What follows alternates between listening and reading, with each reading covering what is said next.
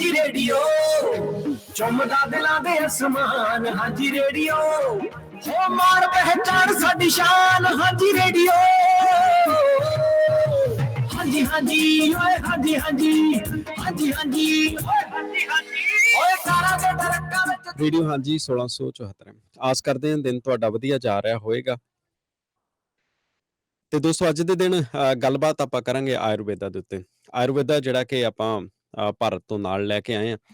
ਆਯੁਰਵੇਦਾ ਜਿਹੜਾ ਇਸ ਚੀਜ਼ ਦੇ ਵਿੱਚ ਯਕੀਨ ਕਰਦਾ ਕਿ ਤੁਹਾਡੇ ਸਰੀਰ ਦੇ ਵਿੱਚ ਸ਼ਕਤੀ ਹੁੰਦੀ ਆ, ਉਹ ਆਪਣੇ ਆਪ ਸਾਰੀਆਂ ਬਿਮਾਰੀਆਂ ਦੇ ਨਾਲ ਤੁਹਾਡਾ ਸਰੀਰ ਲੜ ਸਕਦਾ ਤੇ ਆਪਣੇ ਆਪ ਉਹਨੂੰ ਹੀਲ ਵੀ ਕਰਦਾ। ਤੇ ਉਸ ਤੋਂ ਇਲਾਵਾ ਬਹੁਤ ਸਾਰੀਆਂ ਜੜੀ ਬੂਟੀਆਂ ਜਿਹੜੀਆਂ ਕੁਦਰਤ ਨੇ ਸਾਨੂੰ ਦਿੱਤੀਆਂ ਨੇ, ਬਹੁਤ ਸਾਰੇ ਰੁੱਖ ਪੌਦੇ ਸਾਨੂੰ ਦਿੱਤੇ ਨੇ, ਜਿਨ੍ਹਾਂ ਦਾ ਇਸਤੇਮਾਲ ਕਰਕੇ ਆਪਾਂ ਆਪਣੇ ਸਰੀਰ ਨੂੰ ਠੀਕ ਰੱਖ ਸਕਦੇ ਹਾਂ। ਸੋ ਇਸੇ ਆਧਾਰ ਦੇ ਉੱਤੇ ਆਯੁਰਵੇਦਾ ਜਿਹੜਾ ਆਪਾਂ ਇੱਥੇ ਆਸਟ੍ਰੇਲੀਆ ਦੇ ਵਿੱਚ ਵੀ ਆਪਾਂ ਵਰਤਦੇ ਹਾਂ। ਤੇ ਆਸਟ੍ਰੇਲੀਆ ਦੇ ਵਿੱਚ ਹੁਣ ਇੱਕ ਸਵੇਰ ਦੇ ਸਮੇਂ ਖਬਰ ਸ਼ਾਇਦ ਤੁਸੀਂ ਵੇਖੀ ਹੋਵੇ ਸਾਡੇ ਫੇਸਬੁੱਕ ਤੇ, ਆਯੁਰਵੇਦਾ ਨੂੰ ਲੈ ਕੇ ਵਿਕਟੋਰੀਆ ਦੇ ਵਿੱਚ ਸਿਹਤ ਵਿਭਾਗ ਦੇ ਵੱਲੋਂ ਕੁਛ ਇੱਕ ਨਵੇਂ ਹੁਕਮ ਜਾਰੀ ਕੀਤੇ ਗਏ ਨੇ। ਉਹ ਹੁਕਮ ਇਹ ਕਹਿੰਦੇ ਨੇ ਕਿ ਆਯੁਰਵੇਦਾ ਦੇ ਕੁਛ ਆਈਟਮਾਂ ਜਿਹੜੀਆਂ ਉਹ ਤੁਹਾਡੀ ਸਿਹਤ ਦੇ ਲਈ ਨੁਕਸਾਨਦੇਹ ਨੇ। ਕਿੰਨੀਆਂ ਕੁ ਨੁਕਸਾਨਦੇਹ ਨੇ, ਕਿਉਂ ਨੁਕਸਾਨਦੇਹ ਨੇ, ਕੀ ਇਹ ਸੱਚ ਆ ਜਾਂ ਫਿਰ ਇਹਦੇ ਪਿੱਛੇ ਹੋਰ ਕੋਈ ਸੱਚਾਈ ਲੁਕੀ ਆ, ਇਸ ਸਾਰੇ ਕੁਛ ਨੂੰ ਜਾਣਨ ਦੇ ਲਈ ਸਾਡੇ ਨਾਲ ਡਾਕਟਰ ਨਵੀਨ ਸ਼ੁਕਲਾ ਸਿਡਨੀ ਤੋਂ ਜੁੜੇ ਨੇ। ਪੈਰਾਮਾਟਾ ਦੇ ਵਿੱਚ ਇਹਨਾਂ ਦੀ ਕਲੀਨਿਕ ਹੈ ਡਾਕਟਰ ਨਵੀਨ ਸ਼ੁਕਲਾ ਦੀ। ਹੋ ਸਕਦਾ ਇਸ ਨਾਂ ਦੇ ਨਾਲ ਤੁਹਾਡੀ ਵਾਕਫੀਅਤ ਪਹਿਲਾਂ ਤੋਂ ਹੀ ਹੋਵੇ। ਨੇਚਰ ਕੇਅਰ ਆਯੁਰਵੇਦਾ ਇਹਨਾਂ ਦੇ ਕਲੀਨਿਕ ਦਾ ਨਾਂ ਆ ਤੇ ਉਹਨਾਂ ਦੇ ਨਾਲ ਗੱਲਬਾਤ ਅੱਜ ਦੇ ਦਿਨ ਆਪਾਂ ਕਰਾਂਗੇ ਇਸੇ ਵਿਸ਼ੇ ਦੇ ਉੱਤੇ ਜਾਣਨ ਦੇ ਲਈ ਕਿ ਆਯੁਰਵੇਦਾ ਹੈ ਕੀ ਤੇ ਜੋ ਵਿਕਟੋਰੀਆ ਦੇ ਵਿੱਚ ਕਿਹਾ ਗਿਆ ਵਾ ਕਿ ਉਹਦੇ ਵਿੱਚ ਕਿੰਨਾ ਕੁ ਸੱਚ। ਸਾਡੇ ਨਾਲ ਡਾਕਟਰ ਨਵੀਨ ਸ਼ੁਕਲਾ। ਡਾਕਟਰ ਸਾਹਿਬ ਬਹੁਤ-ਬਹੁਤ ਸਵਾਗਤ ਤੁਹਾਡਾ ਰੇਡੀਓ ਹਾਂਜੀ ਤੇ। ਸਤਿ ਸ੍ਰੀ ਅਕਾਲ ਜੀ, ਧੰਨਵਾਦ ਜੀ ਮੈਨੂੰ ਇਸ ਪਲੇਟਫਾਰਮ ਤੇ ਬੁਲਾ ਕੇ ਤੇ ਇੱਕ ਵਿਸ਼ੇ ਨੂੰ ਕਲੀਅਰ ਕਰਨ ਦਾ ਮੌਕਾ ਦਿੱਤਾ ਗਿਆ।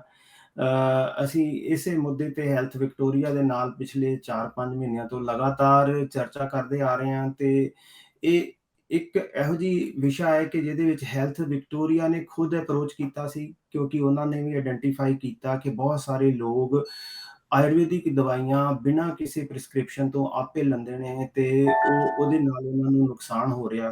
ਤੇ ਉਹਨਾਂ ਨੇ ਰੈਕੋਗਨਾਈਜ਼ ਕੀਤਾ ਸੀਗਾ ਕਿ ਹਾਂ ਆਯੁਰਵੈਦਿਕ ਦਵਾਈਆਂ ਜਿਹੜੀਆਂ ਇਹ ਦਵਾਈਆਂ ਹੀ ਨੇ, ਜਸਟ ਲਾਈਕ ਆਲ ਜਿਹੜੀਆਂ ਅੱਜ ਕੱਲ੍ਹ ਆਪਾਂ ਦਵਾਈਆਂ ਯੂਜ਼ ਕਰ ਰਹੇ ਹਾਂ ਮਾਡਰਨ ਸਾਇੰਸ 'ਚ, ਉਹਨਾਂ ਦਵਾਈਆਂ ਦੇ ਵੀ ਇੱਕ ਡੋਜ਼ ਆ, ਉਹਨਾਂ ਨੂੰ ਲੈਣ ਦਾ ਤਰੀਕਾ ਵਾ। ਜਿਸ ਤਰ੍ਹਾਂ ਕੈਲਸ਼ੀਅਮ ਆ, ਉਹਨੂੰ ਆਪਾਂ ਦੁੱਧ ਦੇ ਨਾਲ ਲਈਏ ਤੇ ਜ਼ਿਆਦਾ ਐਬਜ਼ੋਰਪਸ਼ਨ ਹੁੰਦੀ ਆ। ਜੇ ਆਪਾਂ ਆਇਰਨ ਦੀ ਟੈਬਲੇਟ ਦਹੀਂ ਦੇ ਨਾਲ ਜਾਂ ਦੁੱਧ ਦੇ ਨਾਲ ਲੈਂਦੇ, ਉਹਦੀ ਐਬਜ਼ੋਰਪਸ਼ਨ ਘੱਟ ਜਾਂਦੀ ਆ। ਉਸੇ ਤਰ੍ਹਾਂ ਆਯੁਰਵੈਦਿਕ ਦਵਾਈਆਂ ਦਾ ਵੀ ਹਰ ਇੱਕ ਦਵਾਈ ਦਾ ਲੈਣ ਦੀ ਇੱਕ ਵਿਧੀ ਆ, ਕਿਹੜੀ ਚੀਜ਼ ਦੇ ਨਾਲ ਲੈਣੀ ਹੈ ਤੇ ਕਿੰਨੀ ਲੈਣੀ, ਕਿੰਨੀ ਦੇਰ ਤੱਕ ਲੈਣੀ, ਇਹ ਸਾਰੀਆਂ ਚੀਜ਼ਾਂ ਜਿਹੜੀਆਂ ਮੱਦੇਨਜ਼ਰ ਰੱਖ ਕੇ ਉਹਨਾਂ ਨੂੰ ਦਿੱਤਾ ਜਾਂਦਾ ਹੈ। ਔਨ ਟੌਪ ਆਫ ਦੈਟ ਇਹਦੀ ਸਟੈਂਡਰਡਾਈਜੇਸ਼ਨ। ਇਸੇ ਕਰਕੇ ਹੈਲਥ ਵਿਕਟੋਰੀਆ ਨੇ ਸਾਡੀ ਆਰਗੇਨਾਈਜੇਸ਼ਨ ਜਿਹੜੀ ਕਿ ਆਸਟ੍ਰੇਲੀਅਨ ਐਸੋਸੀਏਸ਼ਨ ਆਫ ਆਯੁਰਵੇਦਾ ਵਾ, ਇਹ ਕੋਈ 35 ਸਾਲ ਪੁਰਾਣੀ ਆਰਗੇਨਾਈਜੇਸ਼ਨ ਆ ਤੇ ਮੈਂ ਇਸ ਆਰਗੇਨਾਈਜੇਸ਼ਨ ਦਾ ਪ੍ਰੈਜ਼ੀਡੈਂਟ ਹਾਂ ਪਿਛਲੇ 2 ਸਾਲ ਤੋਂ।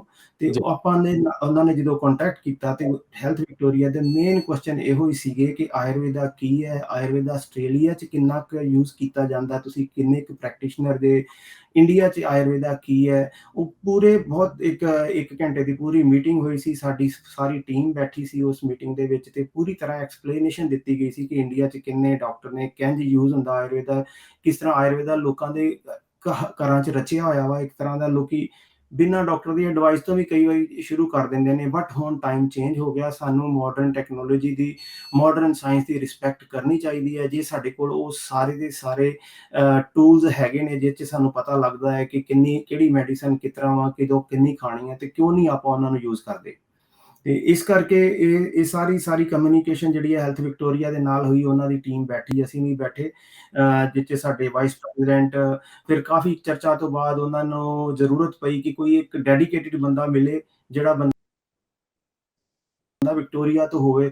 ਫਿਰ ਆਪਾਂ ਉਹਨਾਂ ਨੂੰ ਇੱਕ ਵਿਕਟੋਰੀਆ ਤੋਂ ਸਾਡੇ ਡਾਕਟਰ ਪੂਜਾ, ਉਹਨਾਂ ਦੇ ਨਾਲ ਕੰਟੈਕਟ ਕਰਵਾਇਆ। ਡਾਕਟਰ ਪੂਜਾ ਨੇ ਹਮੇਸ਼ਾ ਸਾਡੀ ਪੂਰੀ ਟੀਮ ਦੇ ਨਾਲ ਸਲਾਹ ਕਰਕੇ ਉਹਨਾਂ ਨੂੰ ਜਵਾਬ ਦਿੱਤੇ ਤੇ ਉਹ ਇਹ ਇੱਕ ਕਾਫੀ ਲੜੀ ਤੋਂ ਬਾਅਦ ਇਸ ਨਿਚੋੜ ਤੇ ਨਿਕਲੇ। ਪਰ ਹਰ ਇੱਕ ਜਦੋਂ ਨਿਊਜ਼ ਆਉਂਦੀ ਹੈ, ਨਿਊਜ਼ ਦੇ 2 ਫੇਸ ਹੁੰਦੇ ਨੇ।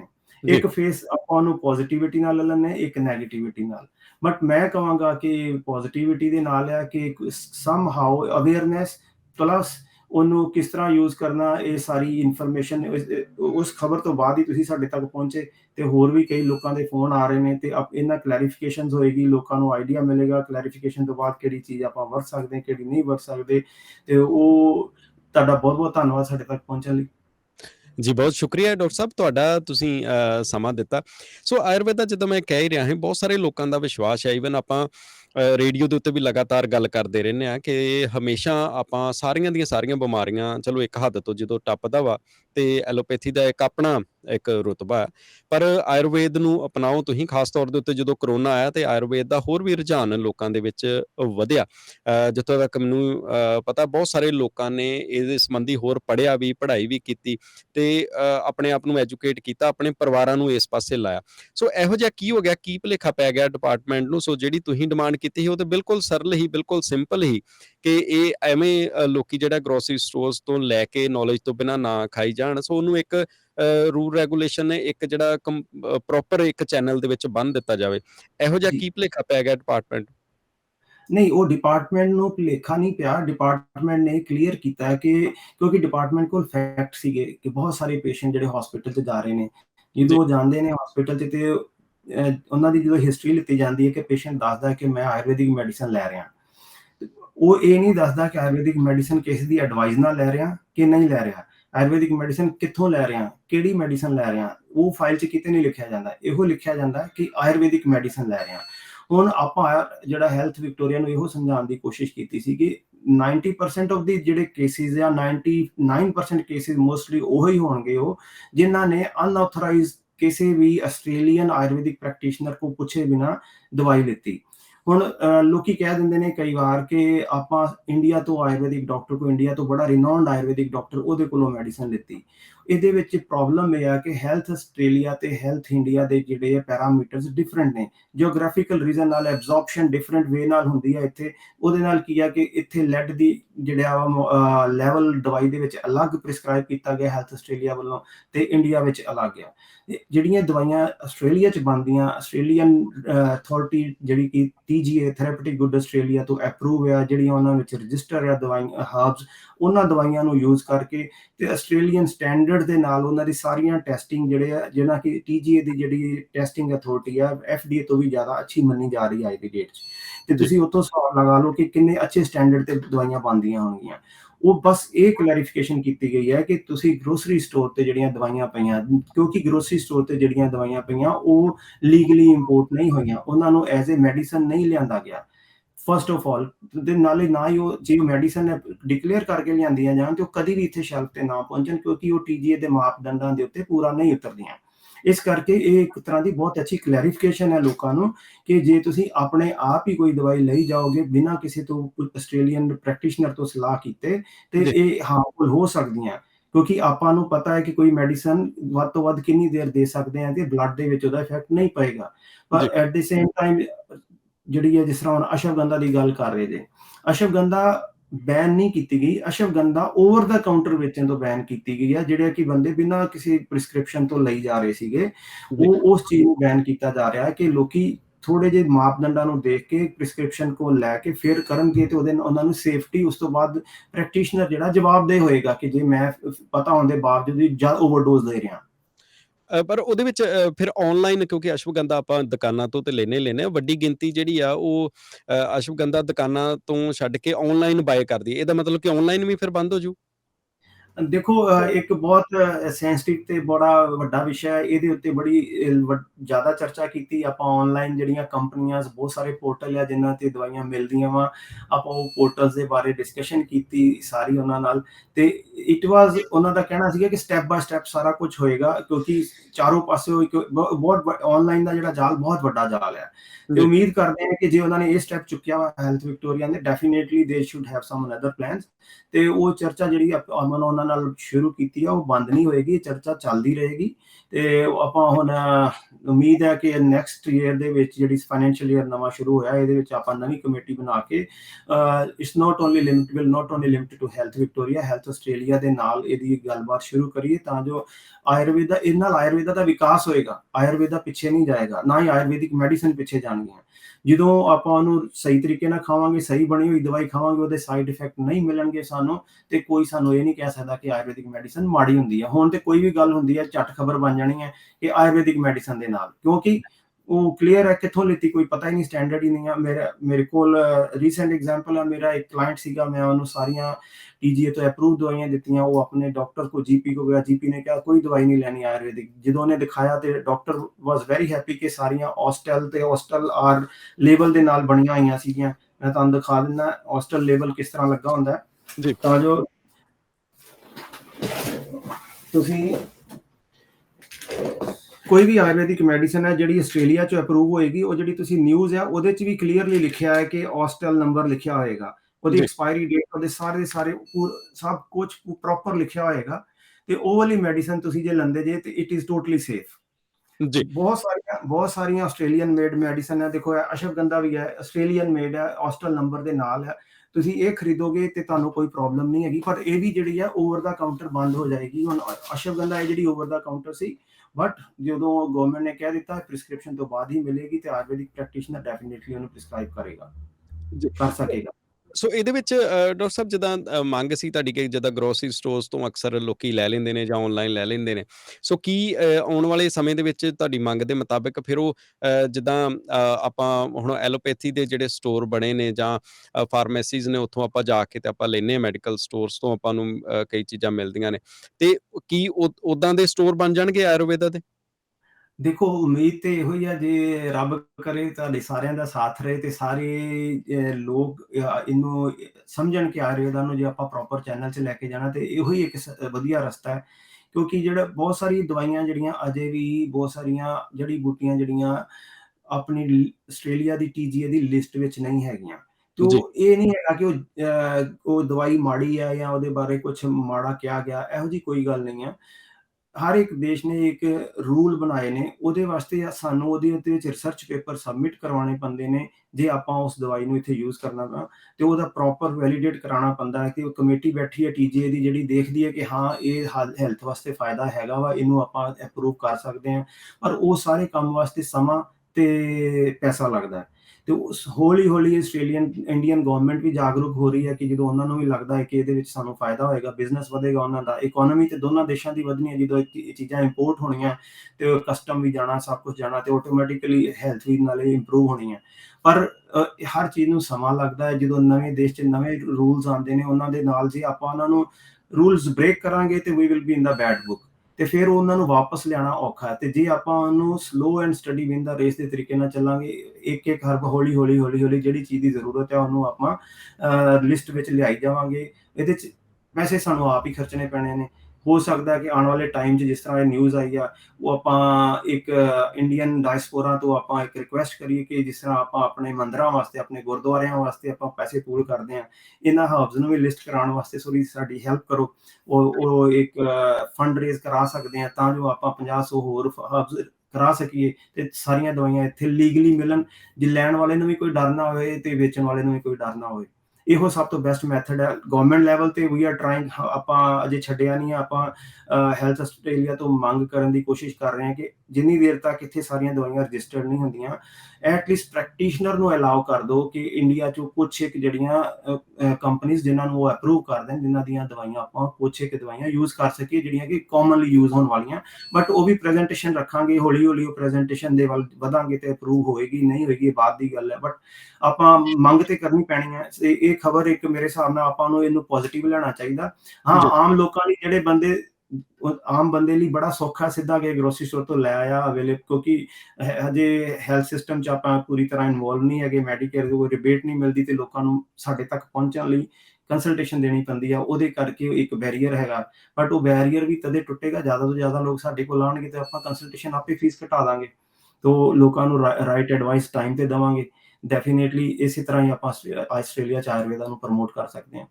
ਸੋ ਡਾਕਟਰ ਸਾਹਿਬ, ਗਰੋਸਰੀਜ਼ ਦੀ ਗੱਲ ਚੱਲੀ, ਗਰੋਸਰੀਜ਼ ਉੱਤੇ ਹੋਰ ਵੀ ਬਹੁਤ ਸਮਾਨ ਜਿਹੜਾ ਵਿਕਦਾ। ਮੈਨੂੰ ਯਾਦ ਹੈ ਪਿਛਲੇ ਦਿਨੀ ਜਿਹੜੀਆਂ ਕਾਮਣੀਆਂ ਦੀਆਂ ਗੋਲੀਆਂ ਵਿਕਦੀਆਂ ਨੇ, ਕਾਮਣੀ ਦੀਆਂ, ਉਹਦਾ ਬਹੁਤ ਰੌਲਾ ਪਿਆ। ਜੀ ਉਹਦੇ ਬਾਰੇ ਖਬਰ ਲੱਗੀ ਤੇ ਉਸ ਤੋਂ ਬਾਅਦ ਉਹ ਬੰਦ ਨਹੀਂ ਹੋਈ, ਉਲਟਾ ਮਹਿੰਗੀ ਵਿਕਣੀ ਸ਼ੁਰੂ ਹੋ ਗਈ। ਸੋ ਕਈ ਵਾਰੀ ਇਦਾਂ ਦੀਆਂ ਚੀਜ਼ਾਂ ਜਿਹੜੀਆਂ ਨੇ ਉਹਦੇ ਉੱਤੇ ਅਸਰ ਜਿਹੜਾ ਉਲਟਾ ਹੋਣਾ ਸ਼ੁਰੂ ਹੋ ਜਾਂਦਾ, ਕਿਤੇ ਇੱਧਰ ਵੀ ਉਹੋ ਜਿਹਾ ਕੰਮ ਨਾ ਹੋਵੇ। ਨਹੀਂ, ਇਸ ਤਰ੍ਹਾਂ ਹੈ ਕਿ ਜਿਹੜੀ ਕਾਮਨੀ ਜਿਹੜੀ ਸੀਗੀ ਉਹ ਆਲਰੇਡੀ ਬੈਨ ਸੀਗੀ ਪੂਰੀ ਤਰ੍ਹਾਂ ਹੀ। ਉਹ ਤੇ ਇੱਕ ਡਰਗ ਮੰਨੀ ਜਾਂਦੀ ਹੈ, ਠੀਕ ਹੈ, ਉਹ ਹੈਗੀ ਤੇ ਉਹ 'ਚ ਵੀ ਦਵਾਈ ਸੀਗੀ, ਪਰ ਉਹਨੂੰ ਜਦੋਂ ਓਵਰ ਸਾਰੇ ਜਿੰਨੇ ਵੀ ਇੱਥੇ ਖਾਂਦੇ ਸੀਗੇ ਓਵਰਡੋਜ਼ ਕਰਕੇ ਖਾਂਦੇ ਸੀਗੇ, ਠੀਕ ਹੈ। ਜਦੋਂ ਓਵਰਡੋਜ਼ ਕਰਕੇ ਖਾਓਗੇ ਤੇ ਉਹ ਹਾਰਮਫੁਲ ਹੈਗੀ ਆ, ਪਰ ਉਹ ਜਿਹੜੀ ਵਿਕਦੀ ਆ ਲੁਕਾ ਕੇ ਵਿਕਦੀ ਆ। ਮੈਂ ਕਿਤੇ ਵੀ ਕਿਸੇ ਗਰੋਸਰੀ ਸਟੋਰ ਤੇ ਕਾਮਨੀ ਵਿਕਦੀ ਨਹੀਂ ਦੇਖੀ ਅੱਜ ਤੱਕ। ਉਹ ਕਿਉਂਕਿ ਉਹਨਾਂ ਦੇ ਪਰਮਾਨੈਂਟ ਕਸਟਮਰ ਹੋ ਸਕਦੇ ਨੇ, ਉਹਨਾਂ ਨੂੰ ਦਿੰਦੇ ਹੋਣਗੇ, ਬਟ ਇਹ ਜਿਹੜੀਆਂ ਆਯੁਰਵੈਦਿਕ ਦਵਾਈਆਂ ਇਹ ਤੇ ਸ਼ੈਲਫ ਤੇ ਸ਼ਰੇਆਮ ਪਈਆਂ। ਇਹ ਤੇ ਇਸ ਤਰ੍ਹਾਂ ਲੱਗਦਾ ਇੱਕ ਮਿੰਨੀ ਆਯੁਰਵੈਦਿਕ ਫਾਰਮੇਸੀ ਹੈ, ਕੁਛ ਇੱਕ ਗਰੋਸਰੀ ਸਟੋਰ 'ਚ ਤੇ ਇੰਝ ਲੱਗਦਾ ਮਿੰਨੀ ਆਯੁਰਵੈਦਿਕ ਫਾਰਮੇਸੀ ਹੈ। ਐਟਲੀਸਟ ਉਹ ਕੁਛ ਤੇ ਫਰਕ ਪਏਗਾ, ਤੇ ਜਿਹੜੀ ਚੀਜ਼ ਸਾਹਮਣੇ ਨਹੀਂ ਦਿਖੇਗੀ ਤੇ ਕਲਾਇੰਟ ਨੂੰ ਵੀ ਨਹੀਂ ਪਤਾ ਹੋਏਗਾ ਕਿ ਹਾਂ ਮਿਲਦੀ ਹੈ। ਲੁਕੀ ਛੁਪੀ ਤੇ ਬਹੁਤ ਥੋੜੀ ਉਹਦੀ ਕੰਜ਼ੰਪਸ਼ਨ ਘਟ ਜਾਏਗੀ। ਉਹਦਾ ਮਤਲਬ ਉਹਦੀ ਲੋਕਾਂ ਦੇ ਵਿੱਚ ਟੌਕਸਿਸਿਟੀ ਘਟ ਜਾਏਗੀ। ਲੋਕਾਂ ਨੂੰ ਆਪਣੇ ਆਪ ਸਹੀ ਬੰਦੇ ਵੱਲ ਜਾਣਾ ਪਏਗਾ। ਇਫੈਕਟ ਜ਼ਰੂਰ ਪਏਗਾ। ਬਹੁਤ ਸਾਰੇ ਲੋਕ ਜਿਹੜੇ ਅਪਰੋਚ ਨਹੀਂ ਕਰ ਸਕਦੇ ਆਯੁਰਵੈਦਿਕ ਡਾਕਟਰ ਨੂੰ, ਜਾਂ ਜਿਨ੍ਹਾਂ ਨੂੰ ਆਯੁਰਵੈਦਿਕ ਡਾਕਟਰ ਮਿਲਦੇ ਨਹੀਂ ਆ, ਸਮਝ ਨਹੀਂ ਲੱਗਦੀ ਕਿਸ ਤਰ੍ਹਾਂ ਲੱਭਣਾ, ਉਹਨਾਂ ਨੂੰ ਆਯੁਰਵੈਦਿਕ ਮੈਡੀਸਨ ਦੂਰ ਹੋ ਜਾਏਗੀ। ਪਰ ਅਲਟੀਮੇਟਲੀ ਤੇ ਹੁਣ ਹਰ ਆਯੁਰਵੇਦ ਇੰਟਰਨੈਟ ਦਾ ਜ਼ਮਾਨਾ, ਹਰ ਬੰਦੇ ਨੂੰ ਇੰਟਰਨੈਟ ਤੇ ਆਉਣਾ ਪਏਗਾ, ਆਪਣੇ ਆਪ ਹੀ ਸੋਰਸ ਕਰਨਾ ਪੈਣਾ। ਤੇ ਸਾਡੀ ਜਿਹੜੀ organisation Australian association of Ayurveda, ਸਾਡੇ ਡਾਕਟਰਸ ਆਲ ਓਵਰ ਆਸਟ੍ਰੇਲੀਆ ਨੇ। ਵੈਬਸਾਈਟ ਤੇ ਸਾਰੇ ਡਾਕਟਰਾਂ ਦੇ ਨਾਮ ਨੇ, ਉਹਨਾਂ ਦੇ ਐਡਰੈਸ ਨੇ। ਕੋਈ ਵੀ ਬੰਦਾ ਉਸ ਐਡਰੈਸ ਤੇ ਜਾ ਕੇ ਆਪਣਾ ਨੀਅਰ ਬਾय ਆਯੁਰਵੈਦਿਕ ਡਾਕਟਰ ਲੱਭ ਸਕਦਾ। ਤੇ ਸਾਰੇ ਕੁਆਲੀਫਾਈਡ ਡਾਕਟਰ ਨੇ, ਇੰਡੀਅਨ ਆਯੁਰਵੈਦਿਕ ਡਾਕਟਰ, BAMS, ਤੇ ਈਵਨ ਕੁਛ ਆਸਟ੍ਰੇਲੀਆ ਦੇ ਕੁਆਲੀਫਾਈਡ ਐਡਵਾਂਸ ਡਿਪਲੋਮਾ ਹੋਲਡਰ, ਜੀ ਤੇ ਜਿਹੜੇ ਬਹੁਤ ਮਿਹਨਤ ਕਰਕੇ ਇੱਥੇ ਜਿਨ੍ਹਾਂ ਨੇ ਆਯੁਰਵੇਦਾ ਕੀਤਾ ਹੈ। ਬਿਲਕੁਲ। ਡਾਕਟਰ ਸਾਹਿਬ, ਵਾਪਸ ਆਪਾਂ ਵਿਕਟੋਰੀਆ ਦੇ ਵਿੱਚ ਜੋ ਸਿਹਤ ਵਿਭਾਗ ਦੇ ਵੱਲੋਂ ਨਸ਼ਰ ਕੀਤਾ ਗਿਆ ਉਹਦੇ ਵਾਲੇ ਪਾਸੇ ਨੂੰ ਆਉਂਦੇ ਆ। ਉਹਦੇ ਵਿੱਚ ਨੀਮ ਤੇ ਵਚਾ ਦੀ ਗੱਲ ਕੀਤੀ ਗਈ ਆ, ਯਾਨੀ ਕਿ ਜਿਹੜਾ ਕਿਹਨੂੰ ਕਹਿੰਦੇ ਆ, ਆਜ਼ਾਦੀ ਰਚਤਾ ਇੰਡੀਕਾ। ਜੀ। ਸੋ ਤੇ ਦੂਸਰੇ ਪਾਸੇ ਜਿਹੜੀ ਆਪਾਂ ਜੇ ਪੰਜਾਬੀ 'ਚ ਗੱਲ ਕਰੀਏ ਤੇ ਨੀਮ ਤੇ ਵਚਾ, ਕੀ ਇਹ ਕਿਉਂ ਖਤਰਨਾਕ ਨੇ? TGA ਕਿਉਂ ਖਤਰਨਾਕ ਇਹਨੂੰ ਮੰਨਿਆ? ਕੀ ਹੈ ਮੈਂ ਇਹਦੇ 'ਚ? ਆਲਰੇਡੀ ਐਕਸਪਲੇਨ ਕੀਤਾ ਜੀ। ਇਹ ਖਤਰਨਾਕ ਜਾਂ ਨਹੀਂ ਖਤਰਨਾਕ ਇਸ ਬਾਰੇ ਕੋਈ ਗੱਲ ਨਹੀਂ ਕੀਤੀ ਗਈ, ਕਿਉਂਕਿ ਇਹ TGA ਦੀ ਲਿਸਟ ਵਿੱਚ ਨਹੀਂ ਆ, ਇਸ ਕਰਕੇ ਖਤਰਨਾਕ ਹੈ। ਜਦੋਂ ਆਪਾਂ ਉਹਨੂੰ ਵਿਦ ਐਵੀਡੈਂਸ ਉਹਦੇ ਬੈਨੀਫਿਟ, ਮੈਡੀਸਨਲ ਬੈਨੀਫਿਟ ਦੱਸਾਂਗੇ ਵਿਦ ਡੋਜ਼ ਤੇ ਸਾਰਾ ਕੁਝ, definitely we can get it approval. ਅੱਜ ਦੀ ਡੇਟ 'ਚ ਅਜੇ ਤੱਕ ਉਹਦੀ ਰਜਿਸਟ੍ਰੇਸ਼ਨ ਨਹੀਂ ਕਰਵਾਈ ਗਈ, ਉਹਦੇ ਉੱਤੇ ਰਿਸਰਚ ਪੇਪਰ ਸਬਮਿਟ ਨਹੀਂ ਹੋਏ, ਤੇ ਉਹ ਅਲਾਉਡ ਨਹੀਂ ਆ। ਇਹ ਸਿਰਫ ਨੇਮ ਹੀ ਨਹੀਂ, ਹੋਰ ਬਹੁਤ ਸਾਰੇ ਇੰਡੀਆ 'ਚ ਆਪਾਂ ਗੂਗਲ ਨੂੰ ਬੜਾ ਫ੍ਰੀਕੁਐਂਟਲੀ ਯੂਜ਼ ਕਰਦੇ ਹਾਂ, ਇੱਥੇ ਆਪਾਂ ਨਹੀਂ ਕਰ ਸਕਦੇ ਕਿਉਂਕਿ ਉਹ ਲਿਸਟ ਵਿੱਚ ਨਹੀਂ ਹੈ। ਕਈ ਵਾਰੀ ਆਪਾਂ ਫਾਈਲ ਲਗਾਉਂਦੇ ਹਾਂ, ਫਿਰ ਉਹਨਾਂ ਦੀ ਰਿਪੋਰਟ ਦੇ ਹਿਸਾਬ ਨਾਲ ਅਜੇ ਵੀ ਇਹ ਡੇਂਜਰਸ ਹੁੰਦਾ ਹੈ। ਫਿਰ ਰਿਸਰਚ ਪੇਪਰ ਲਗਾਉਣੇ ਪੈਂਦੇ ਨੇ, ਫਿਰ ਉਹਦੀ ਡੋਜ਼ ਦੇ ਨਾਲ ਇਫੈਕਟ ਲਗਾਉਣੇ ਪੈਂਦੇ ਨੇ। ਉਸ ਤੋਂ ਬਾਅਦ ਇਟ ਟੇਕਸ ਟਾਈਮ। ਤੇ ਉਹ ਇਹ ਨਹੀਂ ਹੈ ਕਿ ਜ਼ਹਿਰ ਹੈਗਾ, ਜ਼ਹਿਰ ਨਹੀਂ ਹੈਗਾ। ਇਹਦੇ ਕਈ ਰੀਜ਼ਨ ਨੇ, ਕਿਉਂਕਿ ਆਸਟ੍ਰੇਲੀਆ ਦੇ ਵਿੱਚ ਇਹਨੂੰ ਵੀਡ ਕਿਲਰ ਮੰਨਿਆ ਜਾਂਦਾ। ਉਹ ਜਿਹੜੀਆਂ ਉਹ ਵਾਲੀਆਂ ਸਾਰੀਆਂ ਰਿਸਰਚ ਜਦੋਂ ਉਹ ਸਬਮਿਟ ਉਹਦੇ ਬੇਸ ਤੇ ਅਜੇ ਤੱਕ ਅਲਾਉਡ ਨਹੀਂ ਹੈ। ਪਰ ਜੇ ਆਪਾਂ ਸਾਰੇ ਚਾਹੁੰਦੇ ਹਾਂ, ਇੰਨੇ ਕੀ ਜ਼ਿਆਦਾ ਫੈਨ ਹੈ ਆਪਾਂ ਨਿੰਮ ਦੇ, ਅਜ਼ਾਡਿਕਟਾ ਇੰਡੀਕਾ ਦੇ, why not we pool money and give it to our organization? We are happy to submit the files, but ਆਪਾਂ ਸਾਰੇ 200 ਦੇ ਕਰੀਬ ਪ੍ਰੈਕਟੀਸ਼ਨਰ ਆ, ਤੇ ਸਾਡੇ ਵੀ ਸੋਰਸਿਸ ਲਿਮਿਟਡ ਹੈ।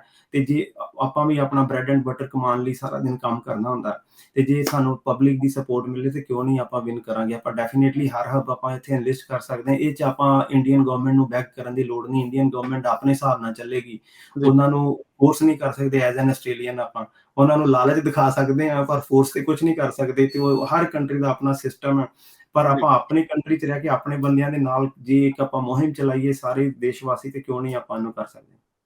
ਜੀ। ਸੋ ਡਾਕਟਰ ਸਾਹਿਬ, ਕੀ ਡਿਪਾਰਟਮੈਂਟ ਨੇ ਇਸ ਤੋਂ ਪਹਿਲਾਂ ਤੁਹਾਡੇ ਕੋਲੋਂ ਆਪਾਂ ਸਬਮਿਟ ਨਹੀਂ ਕਰਾਇਆ, ਪਰ ਕੀ ਡਿਪਾਰਟਮੈਂਟ ਨੇ ਪੁੱਛਿਆ ਵੀ ਨਹੀਂ ਤੁਹਾਨੂੰ, ਜਾਂ ਪੁੱਛਿਆ ਕਿ ਆਹ ਚੀਜ਼ਾਂ ਜਿਹੜੀਆਂ ਨੇ ਆਪਾਂ ਲਿਸਟ 'ਚ ਪਾਉਣ ਲੱਗੇ ਹਾਂ?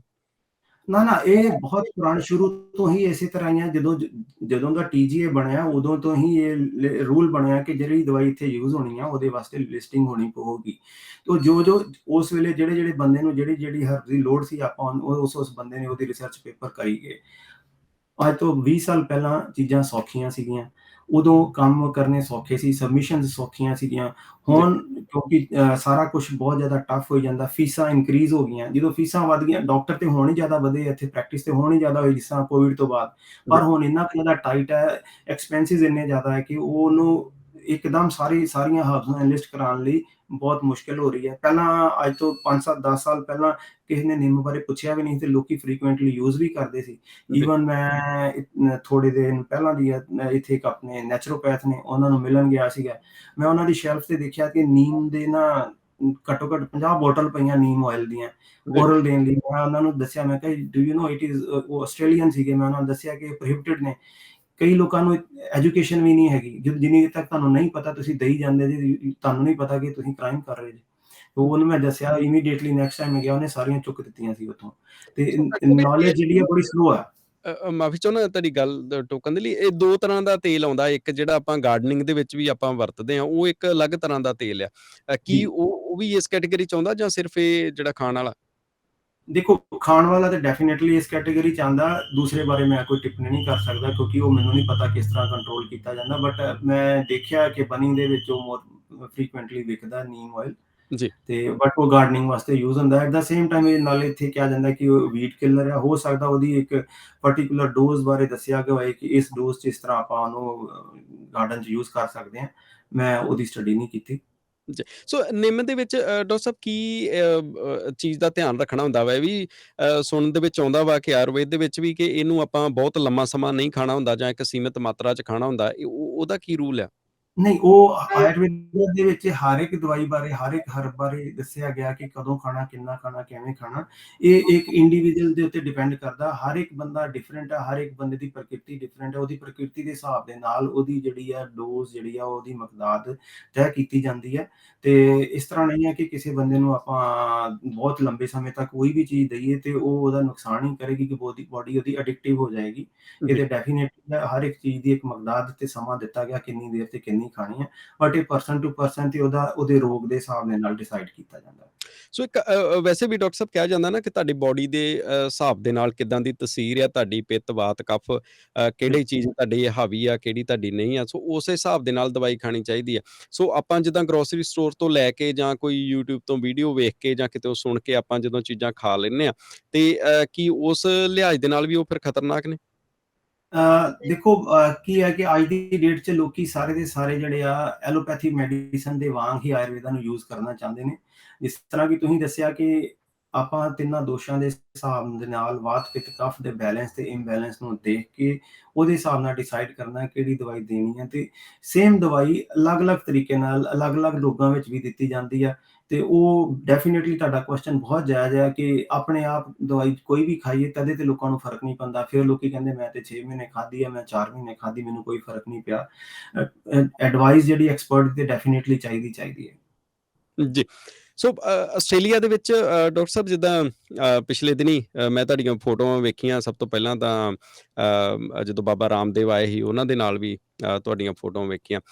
ਪ੍ਰਧਾਨ ਮੰਤਰੀ ਜਾਂ ਫਿਰ ਭਾਰਤ ਸਰਕਾਰ ਦੇ ਵੱਲੋਂ ਵੀ ਕਾਫੀ ਪ੍ਰਮੋਟ ਕੀਤਾ ਗਿਆ ਪਿਛਲੇ ਸਮੇਂ ਦੇ ਵਿੱਚ ਆਯੁਰਵੇਦਾ ਨੂੰ। ਸੋ ਕੀ ਜੀ। ਉਹਨਾਂ ਦੇ ਨਾਲ ਇਸ ਬਾਬਤ ਕੋਈ ਗੱਲਬਾਤ ਹੋਈ ਜਾਂ ਇਸ ਵਾਰੀ ਆਏ ਜਾਂ ਪਿੱਛੇ ਆਏ ਸੀ ਤੁਹਾਡੀ ਕੋਈ ਮੁਲਾਕਾਤ ਹੋਈ ਜਾਂ ਇਹਦੇ ਬਾਰੇ ਉਦੋਂ ਗੱਲਾਂ ਬਾਤਾਂ ਅੱਗੇ ਤੁਰੀਆਂ? ਦੇਖੋ, ਇਸ ਤਰ੍ਹਾਂ ਹੈ ਕਿ ਪ੍ਰਧਾਨ ਮੰਤਰੀ ਜੀ ਨਾਲ ਤੇ ਕੋਈ ਗੱਲਬਾਤ ਨਹੀਂ ਹੋ ਪਾਈ। ਹਾਂ, ਉਹਨਾਂ ਤੱਕ ਆਪਾਂ ਆਪਣੀ ਆਵਾਜ਼ ਪਹੁੰਚਾਈ ਜ਼ਰੂਰ ਸੀਗੀ। ਪਰ ਜੀ। ਉਹ ਬਹੁਤ ਵੱਡੇ ਮਿਸ਼ਨ ਤੇ ਆਏ ਸੀਗੇ ਤੇ ਸਾਡੀ ਆਰਗੇਨਾਈਜੇਸ਼ਨ ਬਹੁਤ ਛੋਟੀ ਆ, ਉਹਨਾਂ ਨੂੰ ਸਿੱਧਾ ਅਪਰੋਚ ਕਰਨਾ ਡੈਫੀਨੇਟਲੀ ਹਾਰਡ ਸੀਗਾ। ਪਰ ਥੱਲੇ ਲੈਵਲ ਤੇ ਆਪਾਂ ਕੌਂਸਲਰ ਜਨਰਲ, ਹਾਈ ਕਮਿਸ਼ਨ, ਉਹਨਾਂ ਸਾਰਿਆਂ ਨੂੰ ਅਪਰੋਚ ਕੀਤਾ ਸੀਗਾ। ਸਾਰਿਆਂ ਨੇ ਇਹਦੇ ਲਈ ਪੋਜ਼ਿਟਿਵ ਸਾਨੂੰ ਦਿੱਤਾ ਸੀ। ਹੁਣ ਵੀ ਇਹਦੇ ਪਿਛਲੇ ਮਹੀਨੇ ਵੀ ਹਾਈ ਕਮਿਸ਼ਨ ਆਫ ਇੰਡੀਆ ਨੂੰ ਮਿਲ ਕੇ ਆਏ ਨੇ ਤੇ ਜੀ। ਉਹਨਾਂ ਨੇ ਬਹੁਤ ਭਰਵਾਂ ਹੁੰਗਾਰਾ ਦਿੱਤਾ ਹੈ ਤੇ ਉਹਨਾਂ ਵੱਲੋਂ ਪੂਰੀ ਸਪੋਰਟ ਦਾ ਸਾਨੂੰ ਜਿਹੜਾ ਆਸ਼ਵਾਸਨ ਦਿੱਤਾ ਗਿਆ ਤੇ ਅੱਗੇ ਵੀ ਸੀਗਾ। ਪਰ ਕੀ ਹੈ ਕਿ ਵਿਦ ਦਾ ਟਾਈਮ ਹੁਣ ਡਿਮਾਂਡ ਵੱਧਦੀ ਜਾ ਰਹੀ ਹੈ ਤੇ ਨੰਬਰ ਵੀ ਆਯੁਰਵੇਦਾ ਵੱਧਦੇ ਜਾਂਦੇ ਨੇ। ਆਯੁਰਵੇਦਾ ਦੀ ਡਿਮਾਂਡ ਦੇ ਹਿਸਾਬ ਨਾਲ ਰੋਗੀ ਵੀ ਜਿਹੜੇ ਆ ਆਯੁਰਵੇਦਾ ਨੂੰ ਅਪਣਾਉਣ ਵੱਲ ਬਹੁਤ ਜ਼ਿਆਦਾ ਇੱਛੁਕ ਨੇ। ਤੇ ਆਸਟ੍ਰੇਲੀਅਨ ਗਵਰਨਮੈਂਟ ਵੀ ਬਹੁਤ ਜ਼ਿਆਦਾ ਉਪਰਾਲਾ ਕਰਦੀ ਪਈ। ਆਸਟ੍ਰੇਲੀਆ ਦੀਆਂ ਬਹੁਤ ਸਾਰੀਆਂ ਯੂਨੀਵਰਸਿਟੀਆਂ ਜਿਹੜੀ ਆਯੁਰਵੇਦਾ ਦੀ ਰਿਸਰਚ ਵਿੱਚ ਆਪਣਾ ਰੁਚੀ ਦਿਖਾ ਰਹੀਆਂ। ਯੂਨੀਵਰਸਿਟੀ ਆਫ ਵੈਸਟਰਨ ਸਿਡਨੀ ਦੇ ਵਿੱਚ ਆਯੁਰਵੇਦਾ ਚੇਅਰ ਅਪਰੂਵ ਹੋ ਗਈ ਹੈ। ਵਿਦਿਨ 1 ਮੰਥ ਡੈਫੀਨੇਟਲੀ ਜਿਹੜੀ ਆਯੁਰਵੇਦਾ ਚੇਅਰ ਇੱਥੇ ਆ ਜਾਏਗੀ। ਉਸ ਚੇਅਰ ਦੇ ਵਿੱਚ ਕੁਝ ਪੈਸੇ ਇੰਡੀਅਨ ਗਵਰਨਮੈਂਟ, ਕੁਝ ਪੈਸੇ university of western Sydney pool ਕਰੇਗੀ ਤੇ ਆਯੁਰਵੇਦਾ ਦੀ ਰਿਸਰਚ ਦੇ ਉੱਤੇ ਮੇਨ ਉਹ ਹੋਏਗਾ। ਜੀ ਤੇ ਨਾਲ ਹੀ ਨਾਲ ਆਯੁਸ਼ ਜਿਹੜਾ ਵਾ ਡਿਪਾਰਟਮੈਂਟ ਆਫ ਆਯੁਸ਼ ਨੇ ਇੱਕ ਆਯੁਸ਼ ਇਨਫੋਰਮੇਸ਼ਨ ਸੈੱਲ ਵੀ ਆਸਟ੍ਰੇਲੀਆ 'ਚ ਬਣਾਇਆ ਹੋਇਆ, ਜਿਹੜਾ ਕਿ ਪਰ ਉਹ ਸਿਰਫ ਆਯੁਰਵੇਦਾ ਨੂੰ ਹੀ, ਉਹ ਆਯੁਰਵੇਦਾ, ਯੋਗਾ, ਸਿੱਧਾ, ਯੂਨਾਨੀ, ਹੋਮਿਓਪੈਥੀ ਸਾਰਿਆਂ ਨੂੰ ਇਕੁਅਲੀ ਦੇਖਦਾ, ਬਟ ਡੈਫੀਨੇਟਲੀ ਆਯੁਰਵੇਦਾ ਉਹਨਾਂ ਦੀ ਜ਼ਿਆਦਾ ਪ੍ਰਾਇੋਰਟੀ ਹੈ। ਤੇ ਆਯੁਸ਼ ਜਿਹੜਾ ਸੈੱਲ ਆ ਉਹ ਵੀ ਸਾਡੀ ਬਹੁਤ ਮਦਦ ਕਰਦਾ ਆਯੁਰਵੇਦਾ ਨੂੰ ਪ੍ਰਮੋਟ ਕਰਨ ਲਈ। ਉਹਦਾ ਸੈੱਲ ਤੁਹਾਡੇ ਕੋਲ ਮੈਲਬਨ 'ਚ ਹੀ ਹੈ ਪਿਛਲੇ 4-5 ਸਾਲ ਤੋਂ, ਜੀ ਤੇ ਉਹ ਡਾਇਰੈਕਟ ਉਹਨਾਂ ਦੀ ਜਿਹੜੀ ਫੰਡਿੰਗ ਹਾਈ ਕਮਿਸ਼ਨ ਤੋਂ ਹੁੰਦੀ ਆ, ਤੇ ਸਾਨੂੰ ਕਦੀ ਉਹਨਾਂ ਨੇ ਮਨਾ ਨਹੀਂ ਕੀਤਾ। ਫਿਲਹਾਲ ਹੁਣ ਫਿਰ ਥੋੜੀ ਦੇਰ ਪਹਿਲਾਂ ਹੀ ਸਿਡਨੀ ਦੇ ਕੌਂਸਲਰ ਜਨਰਲ ਦੇ ਨਾਲ ਫੋਨ ਤੇ ਗੱਲ ਹੋਈ ਸੀ ਉਹਨਾਂ ਦੇ ਆਫਿਸ ਤੋਂ, ਤੇ ਉਹ ਵੀ ਫਿਰ ਚਾਹ ਰਹੇ ਨੇ ਕਿ ਕੁਛ ਆਯੁਰਵੇਦਾ ਦੇ ਉੱਤੇ ਸੈਮੀਨਾਰ ਕੀਤਾ ਜਾਏ ਵੈਸਟਰਨ ਸਿਡਨੀ ਦੇ ਵਿੱਚ। ਸਭ ਕੁਝ ਚੱਲਦਾ ਪਿਆ, ਡੈਫੀਨੇਟਲੀ ਚੱਲਦਾ ਪਿਆ। ਜਿੰਨੀ ਜ਼ਿਆਦਾ ਪ੍ਰਮੋਸ਼ਨ ਕਰਾਂਗੇ, ਸਾਨੂੰ ਤੁਹਾਡੇ ਰੇਡੀਓ ਤੇ ਰੈਗੂਲਰ ਜਿਹੜੀਆਂ ਵਾ ਸੀਰੀਜ਼ ਚਲਾਉਣ ਦੀ ਲੋੜ ਹੈ। ਤੁਸੀਂ ਟਾਈਮ ਦਿਓਗੇ ਤੇ ਆਪਾਂ ਤੁਹਾਨੂੰ ਸਾਰੇ ਆਪਣੇ ਅਲੱਗ-ਅਲੱਗ ਸਪੈਸ਼ਲਿਸਟ ਵੀ ਦੇਵਾਂਗੇ, ਤੇ ਜੀ ਜਿਹਦੇ ਨਾਲ ਕਿ ਆਯੁਰਵੇਦਾ ਦਾ ਪ੍ਰਚਾਰ ਤੇ ਪ੍ਰਸਾਰ ਹੋ ਸਕੇ। ਜੀ, ਬਿਲਕੁਲ ਡਾਕਟਰ ਸਾਹਿਬ, ਆਪਾਂ ਆਯੁਰਵੇਦਾ ਬਾਰੇ ਵੇਖੋ, ਆਪਾਂ ਉੱਥੋਂ ਆਪਣੀ ਰਸੋਈ 'ਚੋਂ ਇੰਨਾ ਕੁਛ ਲੈ ਕੇ ਆਏ ਹਾਂ, ਘਰੋਂ ਘਰੀ ਲੋਕ ਇੱਦਾਂ ਇਲਾਜ ਕਰਦੇ ਨੇ। ਮੈਨੂੰ ਲੱਗਦਾ ਸ਼ਾਇਦ ਪਹਿਲਾਂ ਇੰਨਾ ਪ੍ਰਚਾਰ ਨਹੀਂ ਸੀ ਜਿੰਨਾ ਆਲਰੇਡੀ ਵੱਧ ਗਿਆ। ਉਹ ਸਾਰੇ ਤੁਹਾਡੀ ਐਸੋਸੀਏਸ਼ਨ ਦੇ ਤੇ ਤੁਹਾਡੇ ਲੋਕਾਂ ਦੇ ਐਫਰਟ ਨੇ ਕਿ ਹੁਣ ਲਗਭਗ ਸਾਰਿਆਂ ਨੂੰ ਪਤਾ ਐਟਲੀਸਟ ਹੈਗਾ ਵਾ। ਕੋਈ ਚੀਜ਼ ਵਰਤ ਰਿਹਾ, ਕੋਈ ਸਾਰੀਆਂ ਵਰਤ ਰਿਹਾ ਹੋਊਗਾ, ਪਰ ਇਹ ਨਹੀਂ ਵੀ ਕੋਈ ਇਸ ਸ਼ਬਦ ਤੋਂ ਹੁਣ ਵਾਕਿਫ ਨਹੀਂ ਆ। ਹਰ ਇੱਕ ਨੂੰ ਪਤਾ ਇਸ ਚੀਜ਼ ਦਾ। ਸੋ ਡਾਕਟਰ ਸਾਹਿਬ, ਅੱਜ ਦੀ ਗੱਲਬਾਤ ਨੂੰ ਜੇ ਆਪਾਂ ਸਮ ਅਪ ਕਰੀਏ, ਤੇ ਹੁਣ ਗਰੋਸਰੀ ਸਟੋਰਸ ਤੋਂ ਫਿਰ ਇਹਦਾ ਮਤਲਬ ਕਿ ਹੌਲੀ-ਹੌਲੀ ਹਟਾ ਦਿੱਤੀਆਂ ਜਾਣਗੀਆਂ ਇਹ ਦਵਾਈਆਂ? ਕੀ ਆਪਾਂ ਆਉਣ ਵਾਲੇ ਸਮੇਂ ਦਾ ਮਾਡਲ ਕੀ ਆ? ਕਿਉਂਕਿ ਉਸ ਸਮੇਂ ਦੇ ਦਰਮਿਆਨ ਤੇ ਫਿਰ ਲੋਕ ਇਹਨਾਂ ਚੀਜ਼ਾਂ ਤੋਂ ਵਾਂਝੇ ਰਹਿਣਗੇ। ਦੇਖੋ, ਮਾਡਲ ਇਹ ਹੈ ਕਿ ਬਹੁਤ ਸਾਰੇ ਮੈਨੂਫੈਕਚਰਰ ਜਿਹੜੇ ਉਹਨਾਂ ਦਾ ਇੰਟਰਸਟ ਵਧਿਆ ਆਯੁਰਵੈਦਿਕ ਮੈਡੀਸਨ ਆਸਟ੍ਰੇਲੀਆ 'ਚ ਬਣਾਉਣ ਲਈ। ਜੀ, ਤੇ ਜਦੋਂ ਸਿਰਫ ਤੇ ਸਿਰਫ ਸਾਨੂੰ ਐਜੂਕੇਟ ਕਰਨ ਦੀ ਲੋੜ ਹੈ ਕਿ ਕਿਹੜੀ ਦਵਾਈ ਲੈਣੀ ਚਾਹੀਦੀ ਤੇ ਕਿਹਦੇ ਕੋਲੋਂ ਲੈਣੀ ਚਾਹੀਦੀ। ਜਦੋਂ ਆਮ ਜਨਤਾ ਨੂੰ ਇਹ ਸਮਝ ਆ ਜਾਏਗੀ ਕਿ ਇੱਥੇ ਦੀ ਬਣੀ ਮੈਡੀਸਨ ਜਿਹੜੀ ਆ ਮੋਸਟ ਸੇਫੈਸਟ ਮੈਡੀਸਨ ਹੈ ਅਕੋਰਡਿੰਗ ਟੂ ਆਸਟ੍ਰੇਲੀਅਨ ਪੀਪਲ, ਤੇ ਆਟੋਮੈਟਿਕਲੀ ਉਹ ਦਵਾਈਆਂ ਉਹੋ ਹੀ ਲੈਣਗੇ। ਤੇ ਸਾਨੂੰ ਬਸ ਇੱਕੋ ਸਪੋਰਟ ਦੀ ਜ਼ਰੂਰਤ ਹੈ ਕਿ ਗਰੋਸਰੀ ਸਟੋਰ ਵਾਲਿਆਂ ਨੂੰ ਸਮਝਾਉਣ ਦੀ ਲੋੜ ਆ ਕਿ ਇਹ ਦਵਾਈਆਂ ਨਾ ਵੇਚੋ। ਇਹਦੇ ਨਾਲ ਆਯੁਰਵੇਦਾ ਦੀ ਡਿਮੋਸ਼ਨ ਹੁੰਦੀ ਹੈ, ਪ੍ਰਮੋਸ਼ਨ ਨਹੀਂ ਹੁੰਦੀ। ਥੋੜੇ ਜਿਹੇ ਚੰਦ ਪੈਸਿਆਂ ਵਾਸਤੇ ਤੁਸੀਂ ਆਯੁਰਵੇਦਾ ਨੂੰ ਬਦਨਾਮ ਨਾ ਕਰੋ। ਉਹਨਾਂ ਦੀ ਸਪੋਰਟ ਤੋਂ ਬਿਨਾਂ ਕੁਝ ਨਹੀਂ ਹੋ ਸਕਦਾ। ਇੰਡੀਵਿਜੂਅਲੀ ਉਹਨਾਂ ਨੂੰ ਬਹੁਤ ਸਾਰੇ ਨੋਟਿਸ ਗਏ ਨੇ, ਆਪਾਂ ਆਪਣੇ ਵੱਲੋਂ ਪਿਆਰ ਨਾਲ ਇਨਫੋਰਮੇਸ਼ਨ ਭੇਜੀ ਹੈ ਕਿ ਇਹ ਲੀਗਲੀ ਗਲਤ ਆ, ਬਟ ਉਹਨਾਂ ਨੇ ਸੀਰੀਅਸਲੀ ਨਹੀਂ ਸੀ ਲਿਆ। ਅੱਜ ਤੋਂ 3 ਸਾਲ ਪਹਿਲਾਂ ਜਦੋਂ ਮੇਰੇ ਪੁਰਾਣੇ ਪ੍ਰੈਜ਼ੀਡੈਂਟ ਸੀਗੇ, ਉਹਨਾਂ ਨੇ ਸਾਰਿਆਂ ਨੂੰ ਨੋਟਿਸ ਭੇਜੇ ਸੀਗੇ। ਹੁਣ ਹੈਲਥ ਵਿਕਟੋਰੀਆ ਦੇ ਉਪਰਾਲਾ ਜਿਹੜਾ ਉਹਨਾਂ ਨੇ ਆਪ ਅਪਰੋਚ ਕੀਤਾ, ਤੇ ਉਹਨਾਂ ਨੂੰ ਦੋਨਾਂ ਚੀਜ਼ਾਂ ਬਾਰੇ ਦੱਸਿਆ ਗਿਆ ਸੀਗਾ, ਆਨਲਾਈਨ ਸੇਲ ਤੇ ਲੋਕਲ ਸੇਲ। ਤੇ ਇਹ ਉਹਨਾਂ ਦੇ ਅੰਦਰ ਦੀਆਂ ਗੱਲਾਂ ਆਪਾਂ ਨੂੰ ਕੁਝ ਨਹੀਂ ਪਤਾ ਹੁੰਦਾ ਕਿ ਉਹ ਕਿਸ ਤਰ੍ਹਾਂ ਇੰਪਲੀਮੈਂਟ ਕਰਨਗੇ। That is something the policy made ਬਾय the internal people. ਤੇ ਉਹ ਜੇ ਉਹਨਾਂ ਨੇ ਇਹ ਵਾਲਾ ਐਕਸ਼ਨ ਲਿੱਤਾ, ਇਹ ਨਿਊਜ਼ ਕੀਤੀ ਹੈ ਗਰੋਸਰੀ ਸਟੋਰ ਬਾਰੇ, ਡੈਫੀਨੇਟਲੀ ਮੈਂ ਕਹਿੰਦਾ ਕਿ ਉਹਨਾਂ ਕੋਲ ਆਨਲਾਈਨ ਦਾ ਵੀ ਕੋਈ ਪਲਾਨ ਹੋਏਗਾ, ਜੀ। ਆਨਲਾਈਨ ਪੋਰਟਲ ਤੇ। ਇਨ ਦਾ ਫਿਊਚਰ ਡੈਫੀਨੇਟਲੀ ਆਯੁਰਵੇਦਾ ਗਰੋਥ ਵੱਲ ਹੀ ਜਾ ਰਿਹਾ ਹੈ। ਸੋ ਇਹਦੇ ਤੁਸੀਂ ਇਸ ਚੀਜ਼ ਨਾਲ ਸਹਿਮਤੀ ਜਤਾਉਂਦੇ ਹੋ ਕਿ ਜੇ ਕੁਛ ਚੁਣਿੰਦਾ ਗਰੋਸਰੀ ਸਟੋਰ ਵਾਲਿਆਂ ਨੂੰ ਹੀ ਐਜੂਕੇਸ਼ਨ ਦੇ ਦਿੱਤੀ ਜਾਵੇ, ਜੇ ਉੱਥੋਂ ਲੋਕ ਜ਼ਿਆਦਾ ਕਨਵੀਨੀਐਂਟ ਸਮਝਦੇ ਨੇ ਤੇ?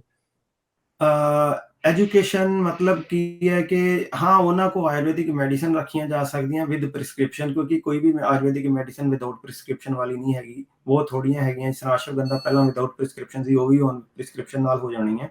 ਤੇ ਜਿਹੜੀਆਂ ਵਿਦਆਊਟ ਪ੍ਰਿਸਕ੍ਰਿਪਸ਼ਨ ਆ ਉਹ ਤੇ ਉੱਥੇ ਰੱਖ ਸਕਦੇ ਆ। ਪ੍ਰਿਸਕ੍ਰਿਪਸ਼ਨ ਵਾਲੀ ਮੈਡੀਸਨ ਉੱਥੇ ਉਹਨੇ ਜੀਪੀ ਆਯੁਰਵੈਦਿਕ ਡਾਕਟਰ ਨਹੀਂ ਹੈਗੇ ਕਿ ਉਹ ਜੇ ਮੇਰੇ ਕੋਲ ਆਂਦਾ ਤੇ ਮੇਰੇ ਲਾਗੇ ਦੇ ਤੇ ਗਰੋਸਰੀ ਸਟੋਰ ਕੋ ਤੋਂ ਮਿਲ ਜਾਏਗੀ। ਪਰ ਜਿਹੜੇ ਜੀਪੀ ਸਟੋਰ ਗਰੋਸਰੀ ਸਟੋਰ ਦੇ ਲਾਗੇ ਕੋਈ ਆਯੁਰਵੈਦਿਕ ਡਾਕਟਰ ਨਹੀਂ ਹੈਗਾ, ਉਹਦੇ ਕੋਲ ਜੇ ਪ੍ਰਿਸਕ੍ਰਿਪਸ਼ਨ ਨਹੀਂ ਜਾਏਗੀ ਤਾਂ ਕਿਉਂ ਰੱਖੇਗਾ। ਸੋ ਇਹਦਾ ਬਟ ਡੈਫੀਨੇਟਲੀ ਇਹ ਕੀਤਾ ਜਾ ਸਕਦਾ ਹੈ, ਪਰ ਇਹ ਗਵਰਨਮੈਂਟ ਜੇ ਉਹਦੀ ਸਲਾਹ ਦੇਗੀ, ਇੱਕ ਵੱਖਰਾ ਕਾਊਂਟਰ ਬਣਾਇਆ ਜਾਏਗਾ। ਪਰ ਉਹਦੇ ਲਈ ਇੱਕ ਪੂਰਾ ਰਿਕਾਰਡ ਕੀਪਿੰਗ, ਉਹ ਸਭ ਕੁਝ ਗਰੋਸਰੀ ਸਟੋਰ ਵਾਸਤੇ ਇੱਕ ਵੱਖਰਾ ਇੱਕ ਕੰਮ ਹੋ ਜਾਏਗਾ। ਤੇ ਮੈਂ ਨਹੀਂ ਸੋਚਦਾ ਕਿ ਉਹ ਇਹਨੂੰ ਕਰ ਸਕਣਗੇ ਕਿ ਇਹ ਜਦੋਂ ਮੈਡੀਸਨ ਦੇ ਰੂਪ 'ਚ ਆ ਜਾਣੀ ਹੈ ਤੇ ਇਹਦੀ ਰਿਕਾਰਡ ਕੀਪਿੰਗ ਵੀ ਮੈਡੀਸਨ ਦੇ ਹਿਸਾਬ ਨਾਲ ਹੋਣੀ ਹੈ। ਇੱਕ ਗੋਲੀ ਦਾ ਹਿਸਾਬ ਹੁੰਦਾ, ਇੱਕ ਗੋਲੀ ਵੀ ਇੱਧਰ ਉੱਧਰ ਹੋਵੇ ਤੇ ਉਹ ਜਿਹਨੂੰ ਕਹਿੰਦੇ ਆ ਪ੍ਰੋਪਰ ਇਨਕੁਆਇਰੀ ਕੀਤੀ ਜਾਂਦੀ ਹੈ ਕਿ ਕਿੱਥੇ ਗਈ। ਉਹ ਇੰਨਾ ਜ਼ਿਆਦਾ ਗਰੋਸਰੀ ਸਟੋਰ ਵਾਲਿਆਂ ਕੋਲ ਹੋਏਗਾ ਨਹੀਂ। ਸੋ ਇੱਥੋਂ ਤੇ ਫਿਰ ਡਾਕਟਰ ਸਾਹਿਬ ਅੱਗੇ ਹੋਰ ਕਈ ਸਵਾਲ ਨਿਕਲ ਆਉਂਦੇ। ਇਹਦਾ ਮਤਲਬ ਕਿ ਜੇ ਇਸ ਤਰੀਕੇ ਨਾਲ ਹੋਊਗਾ, ਫਿਰ ਬਹੁਤ ਮਹਿੰਗਾ ਵੀ ਹੋ ਜਾਊਗਾ ਆਉਣ ਵਾਲੇ ਦਿਨਾਂ ਦੇ ਵਿੱਚ ਆਯੁਰਵੇਦਾ?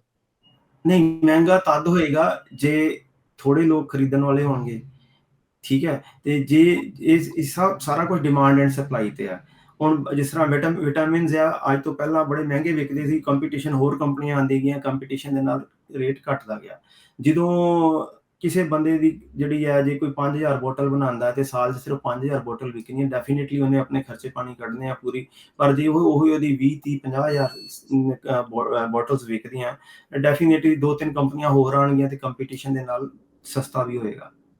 ਸੋ ਕੀ ਇਹ ਫਿਰ ਇੱਥੇ ਆਸਟ੍ਰੇਲੀਆ ਦੇ ਵਿੱਚ ਬਣਿਆ ਕਰਨਗੀਆਂ ਸਾਰੀਆਂ, ਜਾਂ ਇੱਥੇ ਹੀ ਉਗਾਈਆਂ ਜਾਇਆ ਕਰਨਗੀਆਂ ਨਹੀਂ, ਬੂਟੀਆਂ ਤੇ ਤਿਆਰ ਕੀਤੀਆਂ ਜਾਣ? ਜਿਹੜੀਆਂ ਸਾਰੀਆਂ ਹਰਬਸ ਇੱਥੇ ਉਗਾਈਆਂ ਨਹੀਂ ਜਾ ਸਕਦੀਆਂ, ਕਿਉਂਕਿ ਜਿਹੜੀਆਂ ਜੜੀ ਬੂਟੀਆਂ ਵਾ ਉਹਨਾਂ ਦੇ ਵਿੱਚ ਜਿਹੜੀ ਗੁਣਵੱਤਾ ਵਾ ਉਹ ਉਹਨਾਂ ਦੀ ਜਿਓਗ੍ਰਾਫੀਕਲ ਸਿਚੁਏਸ਼ਨ ਦੇ ਹਿਸਾਬ ਦੇ ਨਾਲ ਹੁੰਦੀ ਹੈ, ਬਿਲਕੁਲ। ਤੇ ਉਹ ਆਪਾਂ ਉਹਨੂੰ ਚੇਂਜ ਨਹੀਂ ਕਰ ਸਕਦੇ। ਬਹੁਤ ਸਾਰੀ ਕੰਟਰੀਜ਼ ਨੇ ਬਹੁਤ ਸਾਰੀਆਂ ਆਯੁਰਵੈਦਿਕ ਜੜੀ ਬੂਟੀਆਂ ਆਪਣੇ ਦੇਸ਼ 'ਚ ਲਾਉਣ ਦੀਆਂ ਕੋਸ਼ਿਸ਼ ਕੀਤੀਆਂ, ਪਰ ਉਹ ਕਾਮਯਾਬ ਨਹੀਂ ਹੋਏ, ਕਿਉਂਕਿ ਉਹਦੇ ਵਿੱਚ ਉਹ ਵਾਲੇ ਤੱਤ ਨਹੀਂ ਆ ਸਕੇ। ਜੀ। ਉਹਦੇ ਵਾਸਤੇ ਜੜੀ ਬੂਟੀਆਂ ਤੇ ਸਾਨੂੰ ਉਹਦੇ ਜਿਹੜੇ ਨੇਟਿਵ ਪਲੇਸ ਤੋਂ ਹੀ ਲਿਆਉਣੀਆਂ ਪੈਣੀਆਂ, ਬਟ ਇਹ ਹੈ ਕਿ ਉਹਨਾਂ ਨੂੰ ਬਹੁਤ ਸਾਰੇ ਮੈਥਡ ਨੇ ਪ੍ਰੋਸੈਸ ਕਰਨ ਦੇ। ਉਹ ਜਿਹੜੇ ਮੈਥਡ ਪ੍ਰੋਸੈਸ ਕਰਨ ਦੇ, ਜਿਸ ਤਰ੍ਹਾਂ ਇੰਡੀਆ ਦੇ ਵਿੱਚ ਆਪਾਂ ਉਹਨੂੰ ਲੈਡ ਦੇ ਕੰਟੇਨਰ ਦੇ ਵਿੱਚ ਆਪਾਂ ਉਹਨੂੰ ਮਿਕਸਿੰਗ ਕਰਦੇ ਹਾਂ ਜਾਂ ਕੋਟਿੰਗ ਕਰਦੇ ਹਾਂ, ਤੇ ਉਹ ਡੈਫੀਨੇਟਲੀ ਉਹ ਲੈਡ ਦੀ ਜਿਹੜੀ ਆ ਐਜ਼ ਅ ਕੈਟਲਿਸਟ ਉਹ ਗੋਲੀ ਦੇ ਉੱਤੇ, ਟੇਬਲੇਟ ਦੇ ਉੱਤੇ ਜ਼ਿਆਦਾ ਆ ਜਾਏਗਾ ਜੇ ਉਹਦੀ ਕੋਈ ਸਟੈਂਡਰਡਾਈਜੇਸ਼ਨ ਨਹੀਂ ਹੈ। ਤੇ ਜੇ ਉਹੀ ਆਪਾਂ ਉਹਨੂੰ ਜਿੰਨੀ ਜ਼ਿਆਦਾ ਸਟੈਂਡਰਡਾਈਜੇਸ਼ਨ ਕਰਾਂਗੇ, ਐਕਸਪੈਂਸ ਤੇ ਵਧਣਗੇ, ਬਟ ਹੈਲਥ ਦੇ ਨਾਲ ਪੈਸੇ ਦਾ ਕੋਈ ਆਪਾਂ ਕੰਪੇਅਰ ਨਹੀਂ ਕਰ ਸਕਦੇ। ਸੋ ਜੇ ਆਪਾਂ ਦਵਾਈ ਨੂੰ ਦਵਾਈ ਦੇ ਨਾਲ ਨਾਲ ਜ਼ਹਿਰ ਵੀ ਖਾਂਦੇ ਆ ਤੇ ਉਹ ਐਕਸੈਪਟੇਬਲ ਨਹੀਂ ਹੈ। ਜੇ ਦਵਾਈ ਸਿਰਫ ਦਵਾਈ ਰਹਿ ਜਾਂਦੀ ਹੈ ਤਾਂ ਡੈਫੀਨੇਟਲੀ ਉਹ ਐਕਸੈਪਟੇਬਲ ਹੈ। ਉਹਦੇ ਵਿੱਚ ਜੇ ਆਪਾਂ ਨੂੰ $2-4 ਐਕਸਟਰਾ ਵੀ ਦੇਣੇ ਪੈਂਦੇ ਨੇ, ਜੇ ਨਾ ਫਿਊਚਰ 'ਚ ਦੁਬਾਰਾ ਹੋਰ ਕੋਈ ਬਿਮਾਰੀ ਨਹੀਂ ਨਾਲ ਲੱਗਦੀ, ਤੇ ਉਹ ਸਾਨੂੰ ਜ਼ਿਆਦਾ ਧਿਆਨ ਰੱਖਣ ਦੀ ਲੋੜ ਹੈ। ਸੋ ਸ਼ਾਇਦ ਇਹ ਵੀ ਕਿਹਾ ਜਾ ਰਿਹਾ ਨਾ ਸਿਹਤ ਵਿਭਾਗ ਵੱਲੋਂ ਕਿ ਲੈਡ ਦੀ ਮਾਤਰਾ ਜਿਹੜੀ ਆ ਉਹ ਜ਼ਿਆਦਾ ਹੋ ਜਾਂਦੀ ਆ, ਨਾ ਕਿ ਸਿਰਫ ਇਹਦੇ ਬਾਰੇ ਪਹਿਲਾਂ ਵੀ ਕਈ ਤਰ੍ਹਾਂ ਦੀਆਂ ਜਿਹੜੀਆਂ ਪ੍ਰੋਡਕਟਸ ਨੇ, ਈਵਨ ਖਾਣ ਪੀਣ ਵਾਲੀਆਂ, ਈਵਨ ਮੈਗੀ ਬਾਰੇ ਵੀ ਇੱਕ ਵਾਰੀ ਰੌਲਾ ਪਿਆ ਸੀ ਵੀ ਲੈਡ ਦੀ ਮਾਤਰਾ ਬਹੁਤ ਜ਼ਿਆਦੀ ਆ। ਬਾਅਦ ਵਿੱਚ ਨਾਲ ਮਗਰ ਹੀ ਇੱਕ ਖਬਰ ਆ ਜਾਂਦੀ ਹੈ ਵੀ ਨਹੀਂ ਜੀ, ਜ਼ਿਆਦੀ ਤੇ ਹੈਗੀ ਆ, ਪਰ ਉਨੀ ਕੀ ਆ ਜਿੰਨੀ ਕਿ ਤੁਹਾਡੇ ਸਰੀਰ ਨੂੰ ਚਾਹੀਦੀ ਹੁੰਦੀ ਹੈ। ਹਾਂ, ਦੇਖੋ ਇਹ ਸਾਰੀਆਂ ਚੀਜ਼ਾਂ ਹੁਣ ਜਿੰਨੀ ਦੇਰ ਤੱਕ ਹੁਣ ਜਿਹੜੀਆਂ ਕੰਪਨੀ ਦੀ ਮੈਡੀਸਨ ਆ ਰਹੀਆਂ, ਉਹ ਕੰਪਨੀ ਦੇ ਮੈਡੀਸਨ ਇੱਥੇ ਲੀਗਲੀ ਨਹੀਂ ਵੇਚ ਰਹੇ, ਤੇ ਕੰਪਨੀ ਕਿਉਂ ਟੈਸਟ ਕਰੇਗੀ? ਜਿਹੜਾ ਜਾਂ ਤੇ ਸੋਰਸ ਹੋਵੇ, ਜਿਹੜਾ ਸੋਰਸ ਉਹਨੂੰ ਡਿਕਲੇਅਰ ਕਰਕੇ ਲੈ ਕੇ ਆ ਰਿਹਾ, ਫਿਰ ਸੋਰਸ ਦੀ ਰਿਸਪੌਂਸਿਬਿਲਿਟੀ ਆ ਕਿ ਸੋਰਸ ਉਹਦੀ ਟੈਸਟਿੰਗ ਕਰਵਾਏ। ਤੇ ਜਦੋਂ ਸੋਰਸ ਨੇ ਉਹਨੂੰ ਡਿਕਲੇਅਰ ਹੀ ਨਹੀਂ ਕੀਤਾ ਕਿ ਉਹ ਆਯੁਰਵੈਦਿਕ ਦਵਾਈ ਆ ਰਹੀ ਆ, ਕੁਝ ਉਹਨੂੰ ਫੂਡ ਸਪਲੀਮੈਂਟ ਕੁਝ ਹੋਰ ਡੱਬੇ 'ਚ ਪੈਕ ਕਰਾ ਕੇ ਲੈ ਆਂਦਾ ਇੱਥੇ, ਤੇ ਉਹ ਸ਼ੈਲਫ ਦੇ ਉੱਤੇ ਪਈ ਆ, ਉਹਦੀ ਕੋਈ ਮਾਪਦੰਡ ਹੀ ਨਹੀਂ ਹੈ, ਉਹਨੂੰ ਆਪਾਂ ਕਿਸ ਤਰ੍ਹਾਂ ਕਹਿ ਦਾਂਗੇ ਕਿ ਇਹ 'ਚ ਪੋਇਜ਼ਨਿੰਗ ਹੈਗੀ ਆ, ਕਿੰਨੀ ਹੈਗੀ, ਕਿੰਨੀ ਨਹੀਂ ਹੈਗੀ? ਕਿਉਂਕਿ ਹਰ ਇੱਕ ਬੰਦੇ ਦਾ ਐਬਜ਼ੌਰਪਸ਼ਨ ਡਿਫਰੈਂਟ ਲੈਵਲ ਡਿਫਰੈਂਟ ਆ। ਜਿਹਦਾ ਮੈਟਾਬੋਲਿਜ਼ਮ ਖਰਾਬ ਹੈ, ਉਹ ਅਬਜ਼ੌਰਬ ਹੀ ਨਹੀਂ ਕਰਦਾ ਦਵਾਈ ਨੂੰ, ਉਹ ਉਂਝ ਦੀ ਉਂਝ ਹੀ ਐਕਸਕ੍ਰੀਟ ਹੋ ਸਕਦੀ ਆ, ਕੁਝ ਨਹੀਂ ਕਹਿ ਸਕਦੇ। ਤੇ ਹਰ ਇੱਕ ਬੰਦੇ ਦੇ ਬਲੱਡ ਦੇ ਲੈਵਲ 'ਚ ਡਿਫਰੈਂਟ ਸ਼ੋ ਹੋਏਗਾ, ਪਰ ਜੇ ਆਪਾਂ ਗੋਲੀ ਨੂੰ ਟੈਸਟ ਸਿੱਧਾ ਕਰਾਂਗੇ ਤਾਂ ਉਹਦਾ ਪਤਾ ਸਿੱਧਾ ਲੱਗ ਜਾਏਗਾ ਕਿ ਉਸ 'ਚ ਕਿੰਨਾ ਲੈਡ ਹੈਗਾ ਵਾ, ਆਸਟ੍ਰੇਲੀਅਨ ਸਟੈਂਡਰਡ ਦੇ ਹਿਸਾਬ ਨਾਲ ਜ਼ਿਆਦਾ ਹੈ ਜਾਂ ਘੱਟ ਹੈ। ਤੇ ਉਹ ਟੈਸਟਿੰਗ ਤੇ ਤਦੇ ਹੋਏਗੀ ਜੇ ਉਹ ਲੀਗਲੀ ਇੱਥੇ ਆਏਗੀ, ਕਿਉਂਕਿ ਉਹ ਟੈਸਟਿੰਗ ਦਾ ਵੀ ਖਰਚਾ ਪੈਣਾ। ਜਦੋਂ ਟੈਸਟਿੰਗ ਦਾ ਖਰਚਾ ਪੈ ਜਾਣਾ ਤੇ ਉਹ ਦਵਾਈ ਨੇ ਮਹਿੰਗੀ ਹੁੰਦੀ ਜਾਣਾ, ਫਿਰ ਉਹ ਗਰੋਸਰੀ ਸਟੋਰ ਤੇ ਪਈ ਵੀ, ਸ਼ੈਲਫ ਤੇ ਪਈ ਵੀ ਉਹ ਦਵਾਈ ਉਸੇ ਰੇਟ ਤੇ ਮਿਲੇਗੀ ਜਿਸ ਰੇਟ ਦੇ ਉੱਤੇ ਆਸਟ੍ਰੇਲੀਆ 'ਚ ਬਣੀ ਹੋਈ ਦਵਾਈ ਮਿਲੇਗੀ। ਡਾਕਟਰ ਸਾਹਿਬ, ਇੱਕ ਚੀਜ਼ ਦਾ ਬਹੁਤ ਪ੍ਰਚਾਰ ਹੋਇਆ, ਚਾਹੇ ਬਾਬਾ ਰਾਮਦੇਵ, ਆਪਾਂ ਇਸ ਕਰਕੇ ਨਾਂ ਇਹ ਲੈ ਰਹੇ ਹਾਂ ਕਿਉਂਕਿ ਉਹਨਾਂ ਤੋਂ ਬਾਅਦ ਹੀ ਇਹ ਚੀਜ਼ਾਂ ਜ਼ਿਆਦਾ ਬਿਲਕੁਲ। ਹਾਈਲਾਈਟ ਹੋਈਆਂ ਨੇ। ਉਸ ਤੋਂ ਪਹਿਲਾਂ ਇੰਨਾ ਜ਼ਿਆਦਾ ਹਾਈਲਾਈਟਡ ਨਹੀਂ, ਕਮਰਸ਼ੀਅਲ ਵੀ ਉਸ ਤੋਂ ਬਾਅਦ ਹੀ ਹੋਇਆ ਵਾ ਆਯੁਰਵੇਦ ਦਾ। ਜੀ। ਅ, ਇੱਕ ਚੀਜ਼ ਵਾਰ-ਵਾਰ ਕਹੀ ਜਾਂਦੀ ਰਹੀ ਉਹਨਾਂ ਵੱਲੋਂ ਵੀ ਤੇ ਹੋਰ ਵੀ ਸਾਰੇ ਆਯੁਰਵੇਦਾ ਵਾਲਿਆਂ ਵੱਲੋਂ ਕਿ ਇਹਦਾ ਕੋਈ ਸਾਈਡ ਇਫੈਕਟ ਨਹੀਂ ਆ। ਤੁਸੀਂ ਬਾਕੀ ਦਵਾਈਆਂ ਖਾਂਦੇ ਹੋ, ਉਹਦਾ ਕੋਈ ਸਾਈਡ ਇਫੈਕਟ ਹੋ ਜਾਂਦਾ ਵਾ। ਆਯੁਰਵੇਦਾ ਬਿਲਕੁਲ ਸੇਫ ਆ, ਇਹਨੂੰ ਤੁਸੀਂ ਆਮ ਇਹ ਜੜੀ ਬੂਟੀਆਂ ਨੇ ਜੋ ਸਾਡੇ ਆਸ-ਪਾਸ ਹੁੰਦੀਆਂ ਨੇ। ਸੋ ਉਹ ਇੱਕ ਇਹ ਪ੍ਰਚਾਰ ਹੋਇਆ ਕਿ ਕੋਈ ਸਾਈਡ ਇਫੈਕਟ ਨਹੀਂ ਹੈ, ਤੁਸੀਂ ਖਾ ਲਓ। ਹੁਣ ਆਪਾਂ ਕਹਿ ਰਹੇ ਹਾਂ ਕਿ ਇਹਦੇ ਸਾਈਡ ਇਫੈਕਟ ਸ਼ੁਰੂ ਹੋ ਗਏ ਆ। ਨਹੀਂ, ਉਹ ਇੱਕ ਜਰਨਲ ਟਰਮ ਦੇ ਵਿੱਚ ਕਿਹਾ ਗਿਆ ਕਿ ਇਹਦਾ ਕੋਈ ਸਾਈਡ ਇਫੈਕਟ ਨਹੀਂ। ਸਾਈਡ ਇਫੈਕਟ ਵਿਦਿਨ ਦਾ ਡੋਜ਼ ਜੇ ਖਾਓ ਤੇ ਨਹੀਂ ਸਾਈਡ ਇਫੈਕਟ, ਤੇ ਜੇ ਡੋਜ਼ ਤੋਂ ਮਾਤਰਾ ਤੋਂ ਜ਼ਿਆਦਾ ਖਾਵਾਂਗੇ ਤੇ ਡੈਫੀਨੇਟਲੀ ਉਹਦਾ ਸਾਈਡ ਇਫੈਕਟ ਹੋਏਗਾ। ਹੁਣ ਜਿਹੜੀ ਦਵਾਈ, ਜੇ ਕੋਈ ਵੀ ਹਰਬ ਆਪਾਂ ਆਪਣੇ ਕੈਲਸ਼ੀਅਮ ਜਾਂ ਵਿਟਾਮਿਨ ਨੂੰ ਇਨਕਰੀਜ਼ ਕਰਨ ਲਈ ਖਾਂਦੇ ਪਏ ਆ, ਤੇ ਉਸ ਦਵਾਈ ਨੂੰ ਜ਼ਰੂਰਤ ਤੋਂ ਜ਼ਿਆਦਾ ਟਾਈਮ ਲਈ ਖਾਵਾਂਗੇ ਤੇ ਉਹਦੀ ਮਕਦਾਰ ਬੋਡੀ ਦੇ ਵਿੱਚ ਵਧਣੀ ਹੈ, ਤੇ ਉਹ ਹਾਰਮਫੁਲ ਹੋਏਗੀ। ਤੇ ਇਹ ਨਹੀਂ ਹੈ ਕਿ ਕਿਸੇ ਵੀ ਚੀਜ਼ ਦਾ ਆਪਾਂ ਕਹਿ ਦਈਏ ਕਿ ਸਾਈਡ ਇਫੈਕਟ ਨਹੀਂ ਹੋਇਆ ਜਾਂ ਉਹਦਾ ਹਾਰਮਫੁਲ ਨਹੀਂ ਹੈ। ਹਾਰਮਫੁਲ ਕੋਈ, ਆਪਾਂ ਅੰਨ ਵੀ ਜ਼ਰੂਰਤ ਤੋਂ ਜ਼ਿਆਦਾ ਖਾ ਲੈਂਦੇ ਤੇ ਪੇਟ 'ਚ ਫਾਰਾ ਹੋ ਜਾਂਦਾ ਹੈ, ਬਲੋਟਿੰਗ ਤੇ ਗੈਸ ਹੋਣੀ ਸ਼ੁਰੂ ਹੋ ਜਾਂਦੀ ਹੈ। ਉਹ ਤੇ ਹਰ ਬੰਦਾ ਖਾਂਦਾ।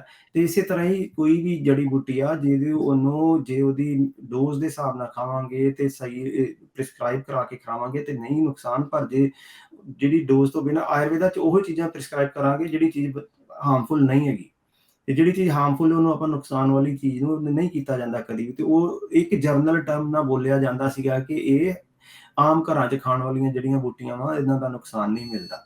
ਪਰ ਡੈਫੀਨੇਟਲੀ ਨੁਕਸਾਨ ਹੁੰਦਾ। ਕੋਈ ਵੀ ਜੜੀ ਬੂਟੀ ਜ਼ਰੂਰਤ ਤੋਂ ਜ਼ਿਆਦਾ ਖਾਵਾਂਗੇ ਜਾਂ ਗਲਤ ਤਰੀਕੇ ਨਾਲ ਖਾ ਲਾਂਗੇ ਤਾਂ ਉਹਦਾ ਨੁਕਸਾਨ ਹੋ ਸਕਦਾ ਹੈ। ਬਹੁਤ ਸਾਰੀ ਦਵਾਈਆਂ ਜਿਹਨੂੰ ਆਪਾਂ ਆਯੁਰਵੈਦਿਕ ਫਾਰਮੂਲੇ ਨੇ, ਜੇ ਆਪਾਂ ਪਾਣੀ ਨਾਲ ਦਈਏ ਤੇ ਸਭ ਕੁਝ ਠੀਕ ਹੈ, ਜੇ ਉਹ ਗਰਮ ਪਾਣੀ ਨਾਲ ਦਈਏ, ਜੇ ਠੰਡੇ ਪਾਣੀ ਨਾਲ ਦੇ ਦਈਏ ਤੇ ਲੂਜ਼ ਮੋਸ਼ਨ ਲਾ ਦਿੰਦੇ ਨੇ। ਤੇ ਇਹੋ ਜਿਹੇ ਬਹੁਤ ਸਾਰੇ ਫਾਰਮੂਲੇ ਨੇ, ਉਹਨਾਂ ਦਾ ਦਵਾਈਆਂ ਦਾ ਅਨੁਪਾਨ, ਸਹਿਪਾਨ, ਕਿਹਦੇ ਨਾਲ ਖਾਣਾ, ਕਦੋਂ ਖਾਣਾ, ਕਿਹਦੇ ਨਾਲ ਪੀਣੀ, ਸਭ ਲਿਖਿਆ ਗਿਆ। ਉਹ ਉਸਦੇ ਨਾਲ ਹੀ ਚੱਲਦਾ ਹੈ। ਜੀ। ਸੋ ਹੁਣ ਆਪਾਂ ਕਿਵੇਂ ਵੇਖਦੇ ਹਾਂ ਡਾਕਟਰ ਸਾਹਿਬ, ਜਿੱਦਾਂ ਹੁਣ ਵਿਕਟੋਰੀਆ ਦੇ ਵਿੱਚੋਂ ਇਹ ਚੀਜ਼ਾਂ ਸਾਹਮਣੇ ਆਈਆਂ ਨੇ, ਬਾਕੀ ਸਟੇਟਾਂ ਵਿੱਚੋਂ ਵੀ ਆਉਣਗੀਆਂ ਫਿਰ, ਜਿੱਦਾਂ ਤੁਸੀਂ ਮੁਹਿੰਮ 3 ਸਾਲ ਪਹਿਲਾਂ ਤੁਸੀਂ ਕਹਿ ਰਹੇ ਹੋ ਸ਼ੁਰੂ ਕੀਤੀ? ਬਿਲਕੁਲ ਜੀ, ਮੈਂ ਤੇ ਇਹੋ ਹੀ ਸੋਚਦਾ ਕਿ ਹੈਲਥ ਵਿਕਟੋਰੀਆ ਨੂੰ ਦੇਖ ਕੇ ਬਾਕੀ ਸਟੇਟ ਵੀ ਇਸੇ ਮਾਡਲ ਤੇ ਆਉਣਗੇ ਤੇ ਆਯੁਰਵੇਦਾ ਨੂੰ ਪ੍ਰੋਪਰ ਰੈਗੂਲਾਈਜ਼ ਕਰਨ ਵਾਲੇ ਪਾਸੇ ਚੱਲਣਗੇ, ਨਾ ਕਿ ਇਹ ਡੀਫੇਮੇਸ਼ਨ ਵਾਲੇ। ਤੇ ਮੈਂ ਅਜੇ ਵੀ ਮੈਨੂੰ ਕਾਫੀ ਲੋਕਾਂ ਦਾ ਫੋਨ ਆਇਆ ਕਿ ਹੁਣ ਤੇ ਆਯੁਰਵੇਦਾ ਦੇ ਪਿੱਛੇ ਪੈ ਗਏ ਨੇ। ਮੈਂ ਕਿਹਾ ਨਹੀਂ, ਇਹ ਆਯੁਰਵੇਦਾ ਦੇ ਪਿੱਛੇ ਨਹੀਂ ਪਏ, ਆਯੁਰਵੇਦਾ ਦੇ ਨਾਲ ਰਲ ਕੇ ਸਾਰਾ ਕੁਝ ਹੋ ਰਿਹਾ। ਆਯੁਰਵੇਦਾ ਨੂੰ ਚੈਨਲਾਈਜ਼ ਕਰਨ ਲਈ, ਪ੍ਰੋਪਰ ਕਰਨ ਲਈ ਆਪਾਂ ਨੂੰ ਇਹ ਸਾਰੇ ਮਾਪਦੰਡਾਂ ਦੇ ਉੱਤੇ ਖਰੇ ਉਤਰਨਾ ਪਊਗਾ ਤੇ ਉਹ ਹੋਰ ਕਿਸੇ ਨੇ ਨਹੀਂ ਮਦਦ ਕਰਨੀ, ਸਾਨੂੰ ਆਪ ਹੀ ਆਪਣੀ ਮਦਦ ਕਰਨੀ ਪੈਣੀ ਹੈ। ਤੇ ਆਪਾਂ ਗਵਰਨਮੈਂਟ ਦੇ ਨਾਲ ਆ, ਤਾਂ ਜੋ ਆਪਾਂ ਮਿਲ ਕੇ ਕੰਮ ਕਰ ਸਕੀਏ ਤੇ ਸਹੀ ਕੰਮ ਕਰੀਏ। ਮੈਂ ਵੀ ਡਾਕਟਰ ਸਾਹਿਬ ਸਵੇਰੇ ਪੜ੍ਹ ਰਿਹਾ ਹਾਂ, ਮੋਟੀ-ਮੋਟੀ ਝਾਤ ਮਾਰੀ ਮੈਂ ਚੱਲਦੇ ਪ੍ਰੋਗਰਾਮ 'ਚ। ਤੁਹਾਨੂੰ ਲੱਗਦਾ ਨਹੀਂ ਹੈ ਕਿ ਡਿਪਾਰਟਮੈਂਟ ਨੇ ਕੁਛ ਕੁ ਚੀਜ਼ਾਂ ਜਿਹੜੀਆਂ ਨੇ ਉਸ ਹਿਸਾਬ ਦੇ ਨਾਲ ਡਿਲੀਵਰ ਨਹੀਂ ਕੀਤੀਆਂ, ਜਿੱਦਾਂ ਤੁਸੀਂ ਐਕਸਪਲੇਨ ਕਰ ਰਹੇ ਹੋ? ਕਿ ਉਹਦੇ ਉੱਤੇ ਵੀ ਤੁਸੀਂ ਕੰਮ ਕਰ ਰਹੇ ਹੋ ਕਿ ਉਹ ਚੀਜ਼ਾਂ ਥੋੜ੍ਹੀਆਂ ਰੈਕਟੀਫਾਈ ਕਰ ਲਈਆਂ ਜਾਣ? ਸਾਡੀ ਕਮੇਟੀ ਫਿਰ ਬੈਠੇਗੀ, ਮੀਟਿੰਗ ਕਰੇਗੀ ਤੇ ਡੈਫੀਨੇਟਲੀ ਜਿਹੜੀਆਂ ਚੀਜ਼ਾਂ 'ਚ ਇਹ ਕਿਉਂਕਿ 1 ਘੰਟੇ ਦੀ ਮੀਟਿੰਗ 2-3 ਵਾਰੀ ਸਾਡੀ ਮੀਟਿੰਗਸ ਹੋਈਆਂ, ਉਹ ਈਵਨ ਆਪਾਂ ਰਿਟਨ ਨੋਟਸ ਵੀ ਦਿੱਤਾ ਸਾਰਾ ਦਾ ਸਾਰਾ, ਜੋ ਸਾਡੀ ਮੀਟਿੰਗ 'ਚ ਆਪਾਂ ਕਨਵੇ ਕੀਤਾ ਸੀਗਾ, ਜੋ ਮੈਂ ਆਯੁਰਵੇਦਾ ਦੇ ਬਾਰੇ ਨੋਟਸ ਉਹਨਾਂ ਨੂੰ ਬੋਲੇ ਸੀ, ਰਿਟਨ ਵੀ ਭੇਜਿਆ ਗਿਆ ਸੀਗਾ। ਬਟ ਸਟਿਲ ਬਹੁਤ ਸਾਰੇ ਬੈਰੀਅਰ ਨੇ। ਕਲਚਰਲ ਬੈਰੀਅਰ ਜਿਹੜਾ ਬਹੁਤ ਵੱਡੀ ਗੱਲ ਹੈਗਾ, ਉਹ ਚੀਜ਼ਾਂ ਹੌਲੀ-ਹੌਲੀ ਐਕਸਪਲੇਨ ਹੋਣਗੀਆਂ। ਹੁਣ ਜਿਹੜੀਆਂ ਚੀਜ਼ਾਂ ਉਹ ਨਹੀਂ ਸਮਝ ਪਾਏ ਜਾਂ ਅਸੀਂ ਨਹੀਂ ਸਮਝਾ ਪਾਏ, ਡੈਫੀਨੇਟਲੀ ਫਿਰ ਮੀਟਿੰਗ ਅਰੇਂਜ ਕਰਾਂਗੇ ਉਹਨਾਂ ਨਾਲ ਤੇ ਉਹਨਾਂ ਨੂੰ ਉਹਨਾਂ ਚੀਜ਼ਾਂ ਨੂੰ ਸਮਝਾ ਕੇ ਰੈਕਟੀਫਾਈ ਕਰਾਉਣ ਦੀ ਕੋਸ਼ਿਸ਼ ਕਰਾਂਗੇ। ਕਿਉਂਕਿ ਜਿੰਨੀ ਦੇਰ ਤੱਕ ਅਥਾਰਟੀਜ਼ ਜਿਹੜੀਆਂ ਉਹਨਾਂ ਨੂੰ ਗੱਲ ਅੰਡਰਸਟੈਂਡ ਨਹੀਂ ਹੁੰਦੀ ਤੇ ਰੈਗੂਲੇਸ਼ਨ ਕੋਈ ਵੀ ਚੀਜ਼ ਪ੍ਰੋਪਰ ਨਹੀਂ ਹੋ ਸਕਦੀ। ਜੀ। ਡਾਕਟਰ ਸਾਹਿਬ, ਤੁਹਾਡਾ ਸਮਾਂ ਦੇਣ ਦੇ ਲਈ ਬਹੁਤ-ਬਹੁਤ ਧੰਨਵਾਦ ਤੇ ਆਸ ਕਰਦੇ ਹਾਂ ਕਿ ਜਿਹੜਾ ਆਯੁਰਵੇਦਾ ਇੱਥੇ ਹੋਰ ਗਰੋ ਹੋਵੇ, ਵਧੀਆ ਤਰੀਕੇ ਦੇ ਨਾਲ ਗਰੋ ਹੋਵੇ ਤੇ ਸਰਕਾਰਾਂ ਦੇ ਨਾਲ ਜਿਹੜਾ ਸੋਹਣਾ ਤਾਲਮੇਲ ਚੱਲਦਾ ਰਵੇ। ਜੇ ਜਾਂਦੇ-ਜਾਂਦੇ ਤੁਸੀਂ ਹੋਰ ਕੋਈ ਸੁਨੇਹਾ ਭਾਰਤੀ ਭਾਈਚਾਰੇ ਦੇ ਨਾਲ ਲਾਉਣਾ ਚਾਹੁੰਦੇ ਹੋ ਤਾਂ ਪਲੀਜ਼? ਭਾਰਤੀ ਭਾਈਚਾਰੇ ਨੂੰ ਤਾਂ ਮੈਂ ਇੱਕੋ ਗੱਲ ਕਹਾਂਗਾ ਕਿ ਅਸੀਂ ਸਾਰੇ ਰਲ ਕੇ ਰਹੀਏ ਤੇ ਆਪਾਂ ਇੱਥੇ ਸਾਰੇ ਹੱਲੇ ਮਾਰ ਸਕਦੇ ਹਾਂ। ਧਰਮਾਂ ਤੇ ਪ੍ਰਦੇਸ਼ਾਂ ਤੋਂ ਬਾਹਰ ਆ ਕੇ ਤੇ ਬੋਲੀਆਂ ਤੋਂ ਬਾਹਰ ਆ ਕੇ ਸਾਰੇ ਦੇ ਸਾਰੇ ਇੱਕੋ ਹੀ ਜਾਤ ਤੇ ਬਣ ਕੇ ਤੇ ਆਪਾਂ ਭਾਰਤੀ ਬਣ ਕੇ ਰਹੀਏ ਤੇ ਆਪਾਂ ਆਯੁਰਵੇਦਾ ਕੀ ਤੇ ਹਰ ਇੱਕ ਆਪਾਂ ਆਪਣੇ ਰਿਲੀਜਨ ਨੂੰ ਵੀ, ਆਪਣੇ ਖੇਤਰ ਨੂੰ ਵੀ ਤਰੱਕੀ ਦਿਵਾ ਸਕਦੇ ਹਾਂ। ਤੇ ਇੱਥੇ ਪਿਆਰ ਨਾਲ ਰਹਿ ਕੇ ਆਪਾਂ ਬੜਾ ਵਧੀਆ ਮਿਸਾਲ ਪੈਦਾ ਕਰ ਸਕਦੇ ਹਾਂ ਤੇ ਆਯੁਰਵੇਦਾ ਨੂੰ ਵੀ ਆਪਾਂ ਬਹੁਤ ਅੱਗੇ ਲੈ ਕੇ ਜਾ ਸਕਦੇ ਹਾਂ। ਧੰਨਵਾਦ। ਜੀ, ਬਹੁਤ-ਬਹੁਤ ਸ਼ੁਕਰੀਆ ਡਾਕਟਰ ਸਾਹਿਬ, ਤੁਹਾਡਾ ਸਮਾਂ ਦੇਣ ਦੇ ਲਈ। ਥੈਂਕ ਯੂ ਜੀ, ਧੰਨਵਾਦ। ਸੋ ਦੋਸਤੋ, ਇਹ ਸਨ ਸਾਡੇ ਨਾਲ ਡਾਕਟਰ ਨਵੀਨ ਸ਼ੁਕਲਾ। ਸੋ ਆਯੁਰਵੇਦਾ ਦੇ ਡਾਕਟਰ ਨੇ ਤੇ ਪੈਰਾਮਾਟਾ ਦੇ ਵਿੱਚ ਇਹਨਾਂ ਦੀ ਕਲੀਨਿਕ ਹੈ, ਉੱਥੋਂ ਸਾਡੇ ਨਾਲ ਅੱਜ ਦੇ ਦਿਨ